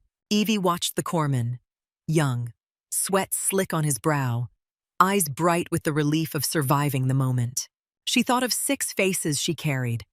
The weight of them did not vanish. It simply shifted as if it had found a different place to sit. Harlan's voice came again, quiet. "We can have you back to Wichita by morning," he said. "If you want that." Evie looked at him. Her eyes were tired, but clearer now. "Get me out of this heat," she said. "Then we talk." Harlan nodded once, accepting the terms without challenging them. Evie took one last look at Nathan Cole. Not sentimental, not possessive, just a surgeon confirming the outcome. Then she turned and walked out of the medical bay, her damp scrubs clinging to her skin, her boots finding the ship's rhythm as the corridor carried her back toward cooler air. The corridor outside medical felt cooler by a few degrees, but the ship still held heat in its bones. Evie moved with the practiced balance of someone who had walked steel decks in rough seas, one hand brushing the bulkhead when the roll shifted. Her scrubs clung damply to her back. Sweat dried in salty lines at her temples. At the ladder well, a young sailor stepped aside without being told. His eyes followed her hands as if steady hands were a kind of rank. Vance waited near the junction posture, braced, face drawn tight with the aftershock of adrenaline he had not earned, but still absorbed. He fell in beside her, without speaking. Behind them, Admiral Harlan walked with the same measured pace he had carried into a Kansas hospital hallway, as if urgency could be expressed without speed. They reached a small compartment near the hangar bay that had been cleared for them. A portable fan rattled in the corner, pushing air that smelled faintly of oil and metal. A corpsman handed Evie a bottle of water. She drank slow at first, then deeper. Cold slid down her throat and made her chest unclench in tiny increments. She set the bottle down and wiped her mouth with the back of her hand. Harlan did not sit. He stood near the doorway, hands clasped behind him, eyes steady. "You saw him," Evie said. Her voice sounded rough from the dry heat. "He is stable for now. Do not let anyone talk like the job is finished. If his pressure slips, if he spikes a fever, if the incision bleeds, you move fast." "I will make sure," Harlan replied. Evie nodded once. She looked at Vance. "How long did you know they were coming to Wichita?" she asked. Vance did not look away. "Long enough to hate myself," he said. Evie's jaw tightened. "You could have warned me." "I did," Vance said quietly. "I tried. I told you the Navy was looking. I told you you could not hide. Evie's gaze held on him hard. That is not warning. That is pressure. Vance swallowed. You were not going to move unless something forced you, he said. I watched you swallow your instincts in that trauma bay. I watched you fold yourself smaller so Holloway could feel big. I could not keep watching. Evie's fingers curled around the water bottle again, tight enough to crinkle plastic. Then she let go. Harlan stepped forward a fraction. This is the part where you ask for what you want, he said. Evie's eyes flicked to him. You do not get to frame this like a negotiation, she said. Harlan's expression did not change. It is already a negotiation, he replied. You came. The patient is alive. You do not owe me gratitude. You do not owe me loyalty. But you do have leverage. Evie stared at him as if measuring the edges of truth. I want my resignation accepted, she said. Harlan did not blink. You know the answer, he said. Evie's voice sharpened. You said we would talk. We are talking, Harlan replied. The Navy will not let you vanish. Not after today. Not after what you can do. Evie's laugh was a dry exhale. You mean what you can take? Harlan's gaze held steady. I mean what you can prevent, he said. But I will listen. Say it. Evie looked down at her hands, palms still faintly wrinkled from gloves and sweat. She flexed her fingers once. No tremor. No betrayal. I will come back, she said. Vance's shoulders lowered slightly, relief trying to show and failing. Harlan did not react yet. He waited as if he understood that bargains came with strings, and she needed room to lay them out. Evie lifted her gaze. Not like before, she said. Not as the only person on the table who has done this in heat and smoke. Not as the last resort who gets called when the room is already on fire. Harlan's eyes narrowed. You want a billet change, he said. I want a mission change, Evie replied. I want to train surgeons before they end up alone in a bay like that. I want a program that makes this normal so it does not require one person who cannot sleep and cannot forget. The fan rattled in the corner. Somewhere deeper in the ship, a hydraulic system cycled with a low groan. Harlan's voice came quieter, more precise. You want to teach, he said. Evie nodded. Advanced trauma and austere medicine, she said. Shipboard, field, heat, smoke, limited equipment, improvised suction, power flicker, all of it. Real drills, real decision-making, not a slideshow. Vance watched her face as if he had never seen her speak with this kind of directed force, without an emergency screaming around them. Harlan's jaw worked once. Where, he asked. Naval Medical Center San Diego, Evie said. It has the infrastructure. It has students. It has the throughput. I want authority to build the curriculum. I want to pick instructors who have actually been there. I do not want committees watering it down until it is safe and useless. Harlan held her gaze. And what do you give in return, he asked. Evie's eyes did not flinch. My hands, she said. My time. My experience. I come back active duty, and I stop pretending I can live as a civilian with a military nervous system. Silence settled heavy, but workable. Harlan nodded once. That is one condition, he said. You said there were strings. Evie's throat tightened slightly. She looked past Harlan at the bulkhead, as if names were carved into the metal. 6 scholarships, she said. Full medical school scholarships. 1 for each person I lost. Their names, their stories. Not a plaque. Not a whispered thanks. Something that changes a life. Vance's face shifted, pain and recognition crossing it. He looked down. Harlan did not look away. Names, he said. Evie's voice stayed controlled, clinical, in the way grief sometimes demanded. Caleb Morrow, Angela Ruiz, Malik Evans, Grace Linden, Jonah Kerr, Samuel Park. Harlan nodded once, deliberate. Done, he said. Evie exhaled slowly, as if the air had been trapped in her chest since Wichita. One more thing, she said. Harlan's brows lifted slightly. Say it. Evie met his eyes. No more threats, she said. No more messages that sound like a hunt. Harlan's gaze flicked toward Mercer, who stood near the doorway, silent, watchful. Mercer stepped forward enough to speak. The messages were recall notifications routed through a secure system, he said. They were worded badly. They were not intended as threats. Evie stared at him. They read like threats, she said. Mercer nodded once. Understood, he replied. I will correct it.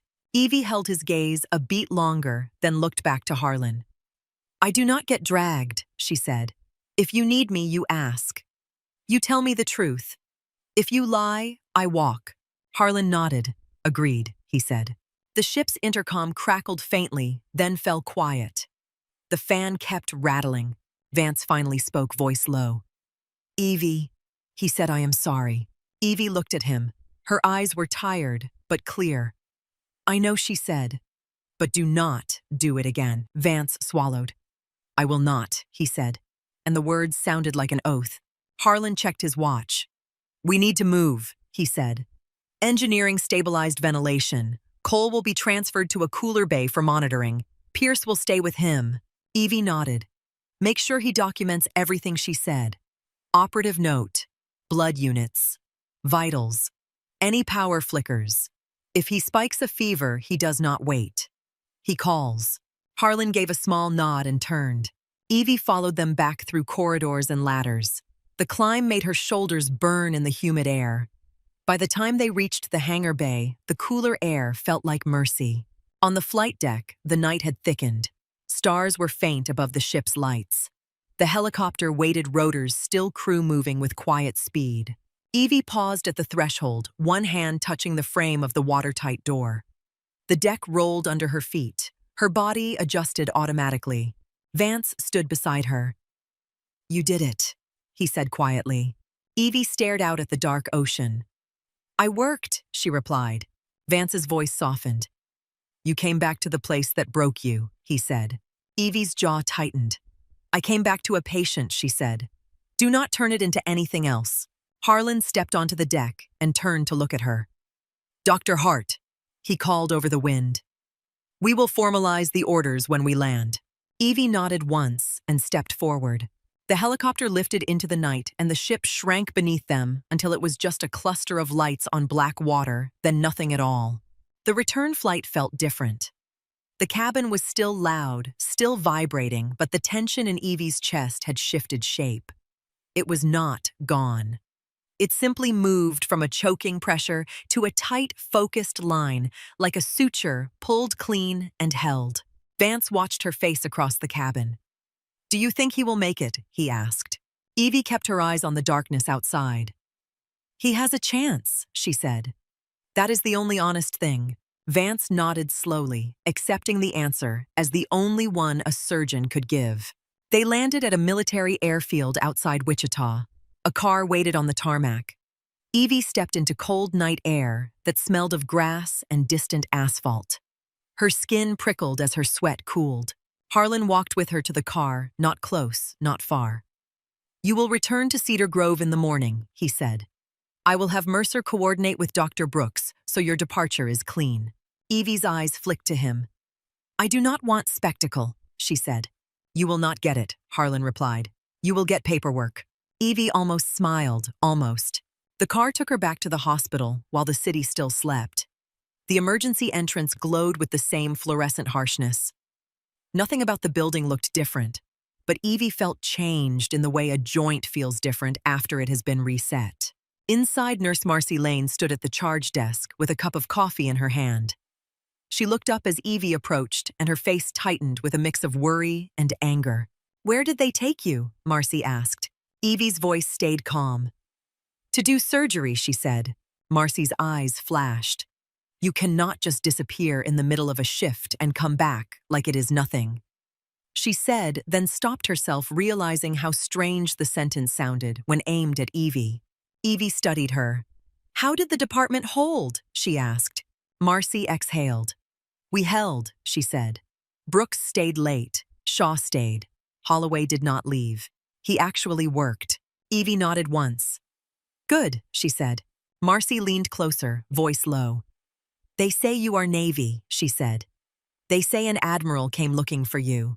Evie's gaze stayed steady. People say things, she replied.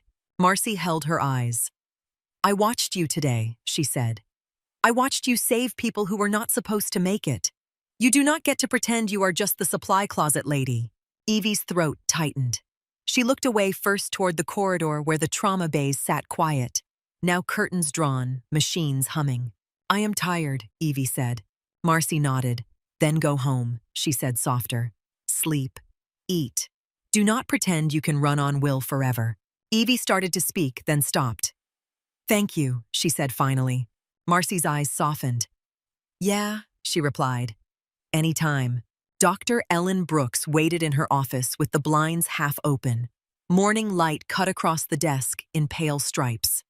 She looked up when Evie entered, face unreadable. Sit, Brooks said. Evie sat. She kept her posture straight, hands resting on her thighs. Brooks slid a folder across the desk. Report, she said. Mass casualty, procedures performed. Staff statements, there will be questions. Evie nodded. I know, she said. Brooks watched her. You put me in an impossible position, she said. Evie met her gaze. So did the crash, she replied. Brooks's mouth tightened. Yes, she said. And you did not lose anyone. I have spoken to the staff. Their statements match. You directed. You acted. You kept the department from collapsing. Evie did not react. Brooks leaned back. I also received a call from NCIS, she said, and one from the Surgeon General's office. Evie's hands remained still. I am leaving, she said. Brooks's eyes narrowed. Leaving Cedar Grove, she said. Not leaving medicine. Evie held her gaze. Correct, she said. Brooks tapped the folder once. I can terminate you, she said. I can also report you. Evie's voice stayed even. You can, she said. Brooks stared at her for a long moment, then exhaled. I am not going to, she said. I am going to do something else. Evie waited. Brooks slid a second sheet across the desk. Temporary emergency privileges, she said. Backdated to the mass casualty event. Not because you need them now, because this hospital needs to survive the next time, and because my staff will not accept me punishing the person who kept them from drowning. Evie's throat tightened. You do not have to do that, she said. Brooks's eyes stayed sharp. I do, she replied. This place cannot keep pretending it is immune to disaster. We need protocols. We need drills. We need training that is non-theoretical. Evie's gaze dropped to the paper. The words looked official, but what she felt was stranger. Recognition from a person who cared more about function than pride. Brooks's voice softened slightly. You are leaving anyway, she said. Evie nodded once. Yes, she said. Brooks studied her face. Where, she asked. San Diego, Evie replied. Brooks's brows lifted. Teaching, she said, not a question. Evie held her gaze. Training, she said. Brooks nodded slowly. Then give me something, she said. Before you go. Evie did not move. What she asked. Brooks slid a blank notepad toward her. Write what you did yesterday, she said. Not the whole day. The core, the decisions, the triage flow, the procedures you prioritized, the way you spoke to staff so they moved instead of froze. Evie stared at the notepad. Her black titanium pen sat heavy in her pocket. Her fingers twitched once, then stilled. She pulled the pen out and clicked it. The sound was soft, but final. Evie began writing. Her handwriting was clean, controlled. No flourishes, just clarity. Brooks watched, silent. When Evie finished, she slid the notepad back. This is a start, she said. Brooks nodded. It will be more than we had, she replied. As Evie left Brooks's office, Grant Holloway stood in the hallway with his arms crossed, hair still damp from a rushed shower. He looked like he had not slept and did not know whether to blame Evie for that. He stepped into her path. Evie stopped. Move, she said. Holloway's jaw tightened. I am not here to stop you, he said. His voice sounded rough, stripped of the usual performance. I am here because I owe you something. Evie's eyes narrowed. I do not collect apologies, she said. Holloway swallowed. Fine, he said. Then collect this. You saved my department. You saved patients I was about to lose. You saved me from being the guy who watched it happen. Evie studied him. His pride was still there. It was simply bruised enough to show the person underneath. Holloway continued quieter. I talked a lot, he said. I did not listen. I did not see you. I see you now. Evie's face stayed controlled. Good, she said. Now use it. Holloway nodded once. Brooks asked me to lead a training session, he said. On tension pneumothorax, on mass casualty flow. I am going to teach it the way you ran it. Evie held his gaze. Do not teach my name, she said. Holloway's mouth tightened. They already know, he said. Evie did not argue. She stepped around him and walked toward the supply closet one last time. The closet smelled the same. Cardboard and disinfectant. Familiar. Small. Evie stood inside and looked at the shelves, the neat stacks, the clean edges, the world she had tried to compress herself into. She reached for a box of suture kits and counted without writing it down, 1, 2, 3, as if the numbers could anchor her. Then she stopped, closed her eyes, and breathed. When she opened them, she clicked her pen closed and placed it back in her pocket. She walked out of the closet and did not look back. In San Diego, the air smelled different. Salt and eucalyptus and sun warmed concrete. Naval Medical Center sprawled wide and bright buildings painted in clean lines under a blue sky that looked almost unfair after months of Kansas gray. Evie stood in a hallway outside a lecture room with a folder under her arm. Her uniform fit differently than it used to, not physically, but in what it meant. She wore it without pretending it did not have weight. A group of young medical officers waited inside the room, voices low posture, half formal, half restless. They quieted when she entered. Evie walked to the front, set her folder down, and looked at them. Faces younger than they realized. Eyes hungry for certainty. Hands that had not yet felt the moment when a life slipped despite every effort. At ease, she said. They sat. Evie did not smile. She did not perform. She began. Heat changes everything, she said. It changes your grip. It changes your judgment. It changes how fast your patient bleeds and how fast you lose fluid. Smoke changes your airway and your vision. Power failures change what tools you can trust. The room stayed still. Evie picked up a marker and drew a chest outline on the board with quick, confident strokes. She marked landmarks. She wrote words in block letters. Her voice stayed steady as she explained what mattered and what did not. She spoke in practical language, the kind that stuck in the body. She asked questions and waited for answers, not to embarrass but to force thinking under pressure. A young lieutenant raised a hand. Ma'am, he said, what do you do when you freeze? Evie's eyes held on him. You do not wait for calm, she said. You move anyway. You move through fear the way you move through heat. One correct step, then the next. The lieutenant swallowed and nodded. After the session, the room emptied slowly. A few officers lingered as if leaving too fast would mean losing the safety of her presence. Lieutenant Jonah Pierce approached last. He looked different out of the ship's heat-hair dry face, less drawn, but his eyes still carried the memory of that bay. Ma'am, Pierce said. Nathan Cole is stable. He woke up this morning. He asked for water and then asked if his kids are okay. He did not even know the surgery happened. Evie's throat tightened slightly. Good, she said. Pierce held out a folded piece of paper. His wife sent this through the chain, he said. She asked if you would take it. Evie took the paper carefully and unfolded it. A photo slid out. Nathan Cole in a hospital bed, pale but awake, holding two tiny infants bundled in blankets, his eyes wet with something that looked like disbelief. Behind the photo was a handwritten note. The words were simple. Gratitude without performance. A family's voice reaching across distance. Evie stared at the picture for a long moment, then slid it back into the folder. Thank you, she said, and her voice sounded different, quieter. Pierce hesitated. Ma'am, he said, I want to apply to your program. Evie studied him. You already did the hardest part, she said. Pierce blinked. What part, he asked. You stayed, Evie replied. You did not hide behind the fact you had never done it before. You kept your hands in the field when the room tried to scare you out of it. Pierce's shoulders lowered. I was terrified, he admitted. Evie nodded once. Good, she said. Then you were honest. Pierce's gaze dropped to her pocket where the clip of her pen caught the light. That pen, he said quietly. You carried it on the ship. Evie reached into her pocket and pulled it out. The black titanium was worn at the edges, scratched, familiar. She held it for a beat, then extended it toward him. Pierce's eyes widened. Ma'am, I cannot. Evie's gaze stayed steady. It writes anywhere, she said. Heat, sweat, smoke. Upside down if you have to.